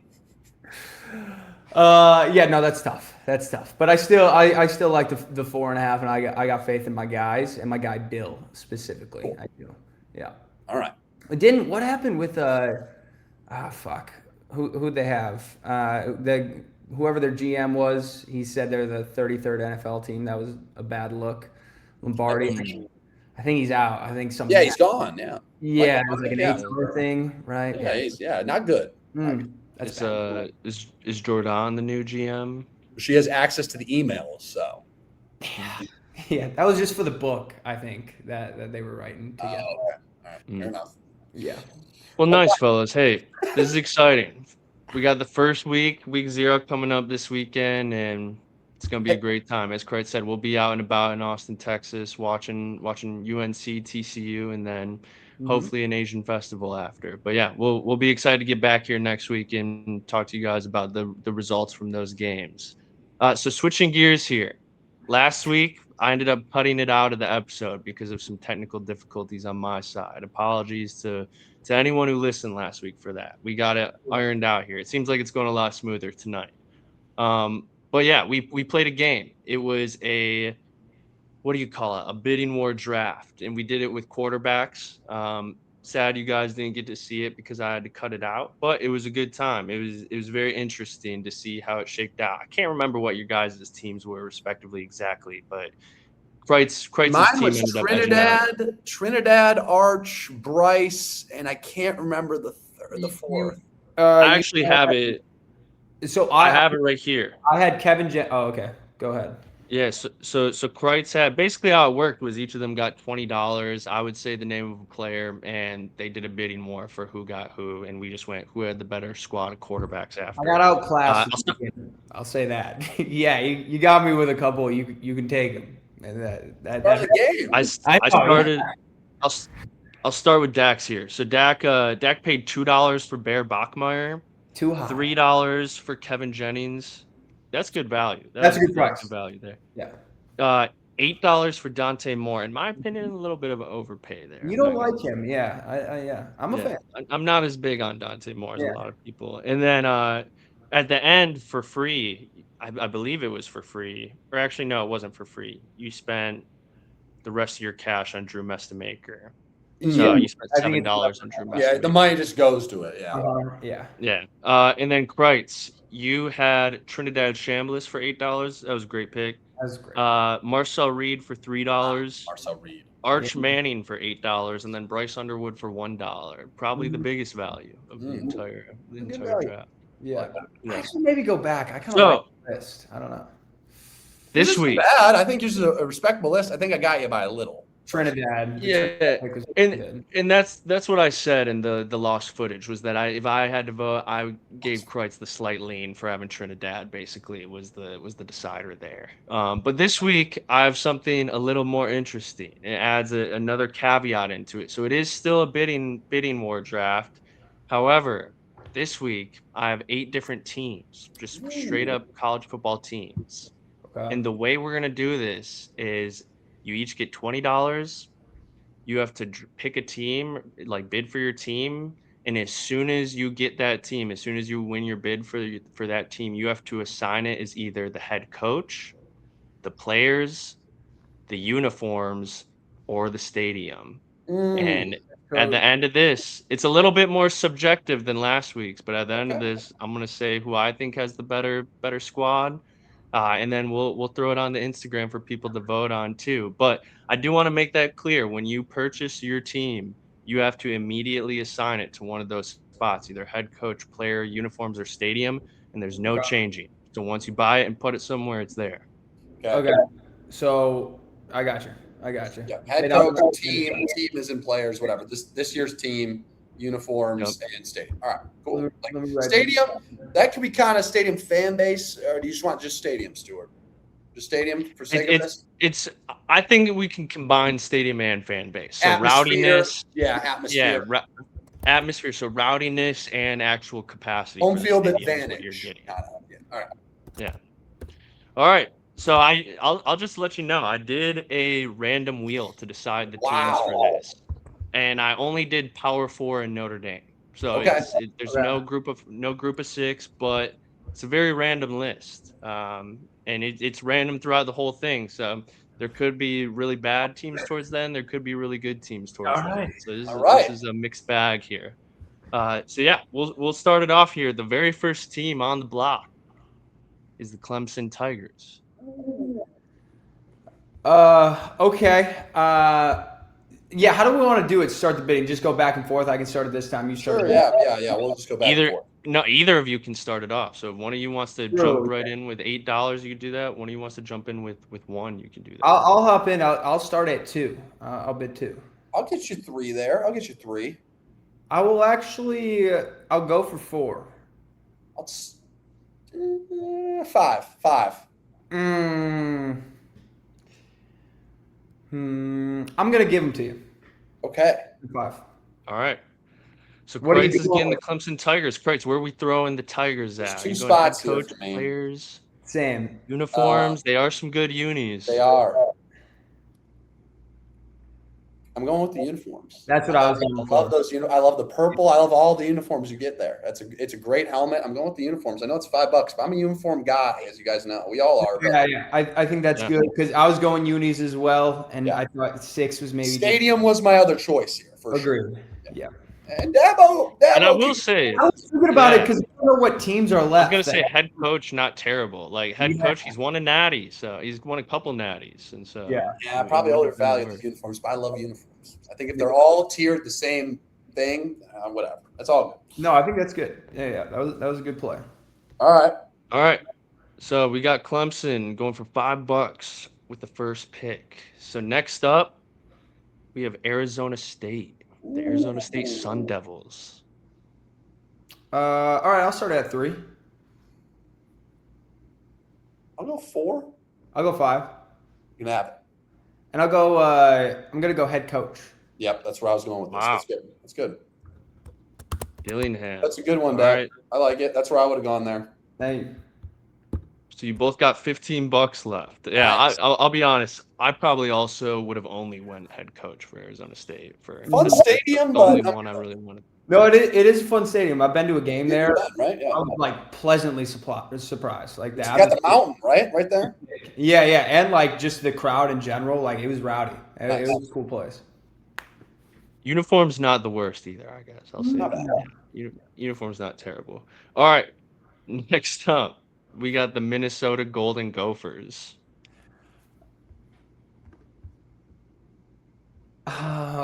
Well, wow. Okay.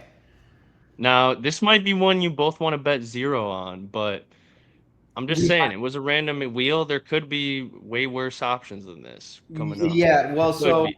there's only 8 though. So like one of us has to take it, right? One of you has to take them. Yeah. I mean, I'm good. Dang, man. Can we get a respin? No respin. No respin. Like I said, there could be like you got think about it like this. You only get one team at one spot. And like PJ Fleck, is as much as we make fun of him, not the worst coach in the world. Like this would be better potentially than taking him than let's say you get stuck with like a James Franklin at the very end, or maybe even like a Bill Belichick at the very end. 2 guys that aren't the worst. Like what if Fran Brown is the only team left when your head coach spot is open? Yeah, see, I already have Kenny. So Their uniforms are decent, Dad. You can get it for $1. you know, you can get PJ Fleck for $1. I could. But I will say I don't think the stadium is the worst here. Listen, I don't I'll think the actually- atmosphere is that bad. Fuck, dude, I don't want to do this. Fellas, I'm really choppy right now. I don't know what's going on. Just a heads up. Are you good? You're coming in fine for us, which I'm the one hosting the recording, so you sound fine to us right now. breaking I'm just gonna hop out. Can we mark this and then we'll get right back to it? I'll go pee right quick. Yeah. Okay. So All question, right, Minnesota. PJ what are we Fleck. thinking? Then. Honestly, for $1, I'll put it out there. All right, you can have it. I'll take their stadium. It's over 50,000. Gets pretty cold. You're going stadium? You're not going coach? Their little stadium's not bad. It's newer. I like it. I thought about going stadium as well, but I don't know. I just 50,000's not bad. Big Ten, cold. yeah. No, again, I've been. It was kind of the combination of, and no disrespect to the folks out there, stadium and fan base. I was like, I don't know. Haven't seen them that good yet. So True. I bet you they get rowdy. True. They can get wasted in Minneapolis. So Definitely. honestly, obviously I'm the only one who sees the whole list of teams here, but I thought Minnesota for anything under $3 was an absolute steal for either stadium or coach. So I think that was a good pull by Kreitz there. And I will say, in terms of the fans, one of my favorite people I work with, he is a huge Minnesota fan and pretty cool guy. So I imagine their fans They're are going to all be right. good this year. I think they'll win 8 games. They're going to be frisky, 7, 8 games. Shout out that guy. Yep. Mitch, shout out Mitch if you ever watch this, Mitch. All right. Next up, we're staying in Big Ten country here. We got the Northwestern Wildcats. Stu's darling. This wasn't a wheel. This was not. This was I was swear not. this was a wheel. I swear this was a wheel. This is a plant. All right, I'll start off at a buck. That is yours. Okay. And I'm actually gonna go with the unis. I'll take them. I like it. I like it. Yeah. Someone's got to take it. I'll do it. Stadium, what would it be this year? Are they getting in the new stadium yet? Is it opened? That's what I was wondering. I don't think so. Right? They have That's a one safe more. bet. It's not bad uniform. Yeah. Yeah, I'm okay with the unis. I like the purple. All right. Yeah, I think it's a good poll. That was a good poll. Also potentially for that would have been a good value for head coach one too. I think David Braun seems like a pretty he seems very PJ Fleck-esque. I could see him having a similar career trajectory to PJ Fleck. I mean, those are All right. your guys. So. And one of them is. But all right, continuing. The next one we got BYU. Oh, interesting. Okay. And so just so you guys know what you got left, Kreitz, I mean, you both have $14. Kreitz, you still need a coach and players. Dak, you still need players in a stadium. And you were talking about atmosphere of fans. I don't know. This atmosphere of fans seems like it might be up your alley here. Yeah, so I was actually gonna. I'll toss out another $1 here for BYU. Yeah, I'll go 2. I'll go 3. I will go 6. Oh, shoot! I kind of like their stadium. Seems really cool. Yeah, I like their stadium a lot, and I don't. And the need fans. players. I need players too, but I don't. And their fans. Yep, they're cool. I don't know what else. There's gonna be. You went 6, so I have 14 left. Yep. You both got 14.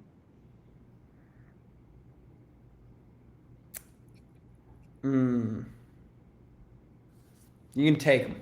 Wow. I'll go All right. with Sataki, their coach. He's a great coach. Ooh. That's a good poll. Yeah. Give me the flower necklace, all the shit. I love it. He's awesome. I think he's a great coach. Yeah. So you got 8 left. I mean, I don't think you were good either way there, Kreitz. I think with players or coach, that's not a bad poll there. All right, moving on. This is where it's gonna get fun, fellas. These final 3 right here. I mean, one of you guys is gonna end up getting the last one by default. So it'll be interesting to see how this shakes out here. But next up, we got University of Texas. Wow. Okay. Well, I'll just start it off with it'll get here. I'll start it off with 5. Okay. I will do 6. I'll go up to 8. That's what I can top at. So that's what you're at. Yeah. Right, Stu? Is that what I have left? 8? Yeah, you have 8. 8, yeah. So if Dak wants it, he's got to go 9. Oh, yeah. Yeah, because you got to go 9. So you're calling match? Yeah, all chips are in.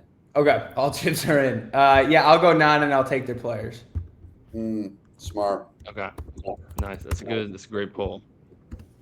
All right, so Dak, that leaves you with $5 left, if I'm not mistaken. I'm shocked you didn't go with Sark Spike, to be honest.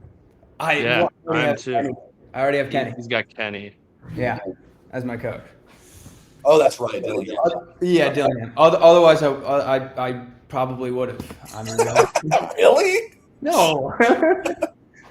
Well, you're gonna wish you saved head coach for this next one, Dak, because next up we got North Carolina. Oh! What do you have left, Kreitz? I have Players. $8. You have 7, right? I was saying category. I have players. You got stadium, Dak. It's a nice stadium. No, it's not bad. And they got rowdy for that one game. I mean, yeah. That's all right. They can get up. I mean, for if you sure. don't take him here, Dak, that's like disrespectful to your own darling. I am going zeroed out. I don't want any of this. I'll take my players on the last one, even if they're ass. So All right, I'll take it. there Stadium, you go. North Carolina. I'll do it. All right. I might have Dak's getting played this North wrong. Carolina, now Kreitz. Kreitz, some might disagree with me here, Kreitz, but I think you got a great poll for players for your last pick, and it's the Auburn Tigers. You get Auburn, Byron right. Brown, All and right. company, All right, yeah, who I'm a big fan of. That's a fun team. Not bad. I didn't mention them in our SEC breakdown here, but they're like my sneaky could make some noise SEC. Yeah, team. I like that. No, okay, I'm all right with this. Byron Brown. Yeah. No, they got a good roster. I like this. Yeah. All right. So I went Kenny Dillingham as my head coach. I have the players of the University of Texas, which I'm a big fan of. Stadium, North Carolina. It's a very visually appealing stadium. Yes. I'll say that. And then the uniforms of Northwestern, which somebody had to take them. That's all right. I like that list. I think my Texas poll, I'm very happy with. Dak, both 50,000, a little over 50,000. So our stadiums are pretty even. I will say that. I went with BYU's coach. It's good. Lots. The players of Auburn, and if we're bringing in Phil Steele, which we always should, 29th this year in his power poll. Pretty good. Love my uniforms. I think I got you on the uniforms. You got me on the players. I got you on the uniforms. Where'd you go, unis again? Clemson. Yeah, that's one that I want. See, I think I got you a little bit on the coach. You got me definitely a little bit on the players. Uniform. So let's break it down here. Let's go through each one. I'll tell you guys where I'm leaning on each one. Yeah. So it came down to if I outbid you for Clemson, you would have got me on Texas. That's kind of what it was too. Yeah, this is a good one. If we're going head coach, I agree, Kreitz. I'm giving you the lean there on head coach with Sataki. I mean, I'm not anti Dillingham by any means. But close. Yeah, if I had to pick one, I'm going with Sataki right now. Okay. Players, yeah, Dak's got the edge there with players. I will say at QB, I think if it was just quarterback, don't get me wrong, love Arch, but I'm a big Byron Brown guy. But obviously Texas overall roster, better players. Uniforms, I agree. I think Kreitz got you, and I love Northwestern's unis, but I think Kreitz has you on the unis there. Yeah, Clemson, they're like in my top 10. And now, listen, Dak, I know you're probably going to disagree with this. I know, honestly, a lot of people at Bird's Eye View might disagree with this. I got to go Minnesota for the stadium. And a big reason is because, and Kreitz pointed this out, is atmosphere. Now, listen, that very first home game for UNC last season, I'll give you that. Electric atmosphere for all of 5 minutes in that game. After that, the stands were looking pretty bare as the season went on. Yeah. And I don't necessarily see that from Minnesota whenever They show I randomly up. Those boys show up. It's cool. They show up. And so I think I gotta go the slight lean here on Kreitz with the stadium, giving him the dub here.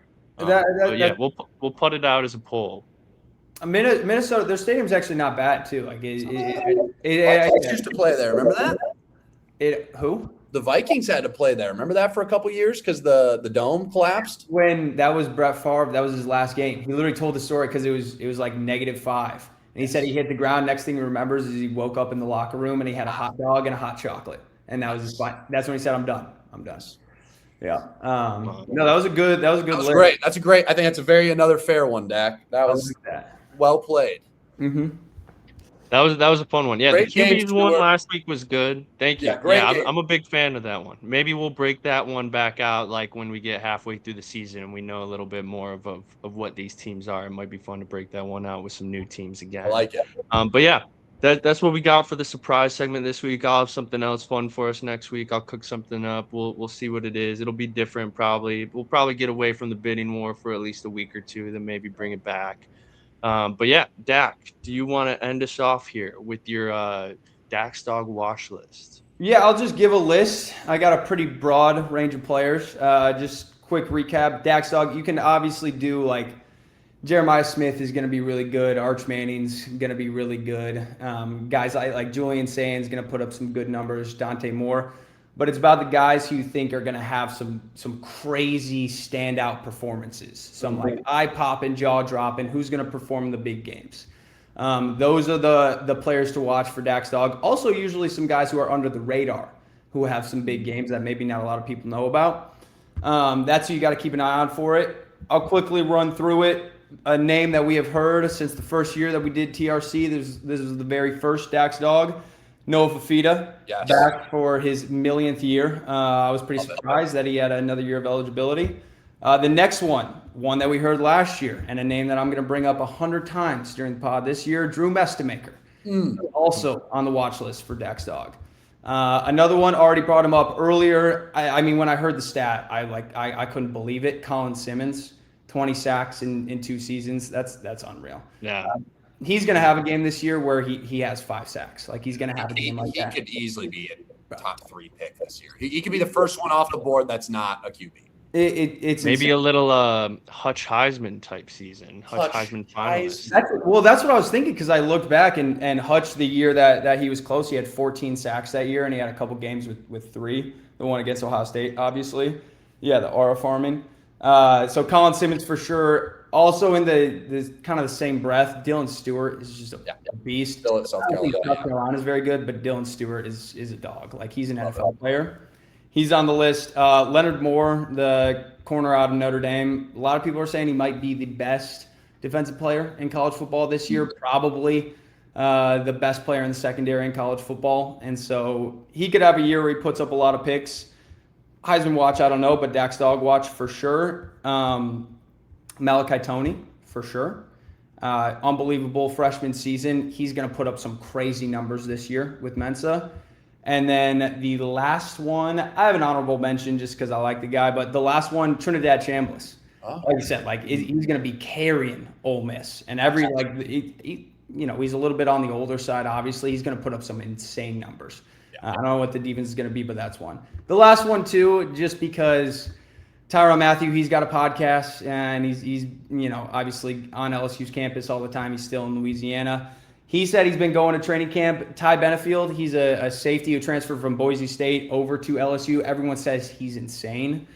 And he's got a little honey badger in him, so who knows? He could have a crazy season at safety. I'm putting him on the watch list as well. Got to have one LSU Tiger on here. I like it. Yeah. Now, I do have a question for you. So if Sure. I remember this right, I don't think we've ever seen a Michigan player win Dax Dawg for a week. If you had to predict one potential player on Michigan who could win Dax Dawg 1 week this season, who would you say? I don't know if that's right, though. The first year was I don't know who it would be. The first year was They won the Natty? Yeah, the year that they won the Natty. But the year that they won the Natty was our first year, and I think I feel like Blake Corum. Sorry to cut you off, Dak. Blake Corum would be crazy. I don't think he did, because I have all the Edwards. No, I have all the Edwards? I have all the images saved on here of everyone who's ever won it, and I'm not seeing a single Michigan guy on here. So I'll say that the year that they won the Natty, I think we didn't start Dax Dawg until later in the season, because that was the Noah Fafita one we did the last few weeks. Fair. And we've missed a couple weeks, but the Donovan Edwards against Ohio State, went on the road. I would have been a little surprised, but I guess not. If I had to pick one this year to win it, the easy one would be Bryce Underwood, but we'll say Savion Hyder. I think he would, if he has like a game where he pops off and goes for $175, maybe a couple scores, I'd give him a good chance, and then Andrew Marsh as well. How about John Henry Daly? I was gonna say him. Another guy I was gonna throw in the mix potentially is Jair Hill, or as the fellas on Big Blue call him, Shug. Shug. I could easily see him having maybe like a multiple interception game, or maybe like a crazy pick 6 game. Yeah, that's surprising that they haven't won. That they haven't. There hasn't been a single Michigan player that was Dax Dawg. But in all fairness, not a lot of huge offensive performances last year or the year prior. Yeah. That is valid. I will say, I think Davis Warren just going to Columbus and winning probably could have warranted a Dax Dawg. But no, that's not a lot of crazy statistical performances. I will say too, there's only one LSU player I'm seeing on here for Dax Dawg too, and that's Harold Perkins. That's the only one I'm seeing. When did he win it? Was it maybe Week 1 last season? Clemson? Yeah, probably didn't deserve it either, but Yeah, it's all right. it's all right. That was a big win for you and the program. So understandable why you throw him on there. That's one you look back on and you look internally and got lifted up at Rustic Tap for a team that was 7-5. Listen, I will say the result of that season doesn't take away from No, Yeah, not at Clemson all. just won the ACC and went to the playoffs like the year prior. It's insane quarterback. So It's just funny to look back on. I poured beer all over myself. yes, Yeah, we went 7-5. That's tough. Yeah. you fired your coach at least. Yeah.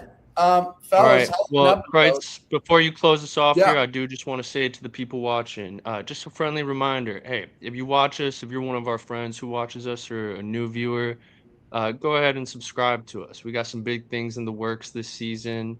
It's going to be a lot of fun. Listen, last year was probably our most consistent year I think we only missed maybe like 1 or 2 weeks last season. We'll probably end up taking at least one bye week this season, but I anticipate this being just as consistent of a year. So please subscribe, join us every week. We love breaking this stuff down for you guys. I was going to say Kreitz, too. I'll let you close us out. We appreciate the listens. I go back and listen on Spotify myself. I have noticed since we started doing Spotify, the YouTube views have dropped. So if you're listening on Spotify, maybe just go give it a 5-minute watch. Keep the views up on YouTube. Yeah. Much appreciated. Give it a like too. Yeah, it looks good. Yes, like, subscribe, listen. Shout out Silas, a new father too. Shout out to his child Brooks was listening to us, and he might be joining us in Eugene. The Duck himself, but it was listening to the podcast. Found that out that we're heading up there for that. So shout out to him. Shout out to them. But hey, hey Stu, I was going to say this. Let's maybe get at least maybe a quarterly update when we're at Rustic Tap. Dak and I will go back and forth with TCU and North Carolina. We'll give you updates. Each of us will. I think that'd be fun. Quarterly update, go stories. I was going to say, go follow us on Instagram. Yes. It's just at React Committee. Not reaction, just at React Committee on Instagram. Follow it there. We will do that. On the story, we'll go quarterly update. Hell, we might even go live at halftime. Yes. We might even go live at the Asian Festival after. So go follow us. Go follow us on Instagram. You can see it like an right Asian there. Yeah. All right, boys. Week 0. We're almost here. We'll have a bunch of great stuff. Great stuff, fellas. Until next time. Yeah. All right. See you, boys.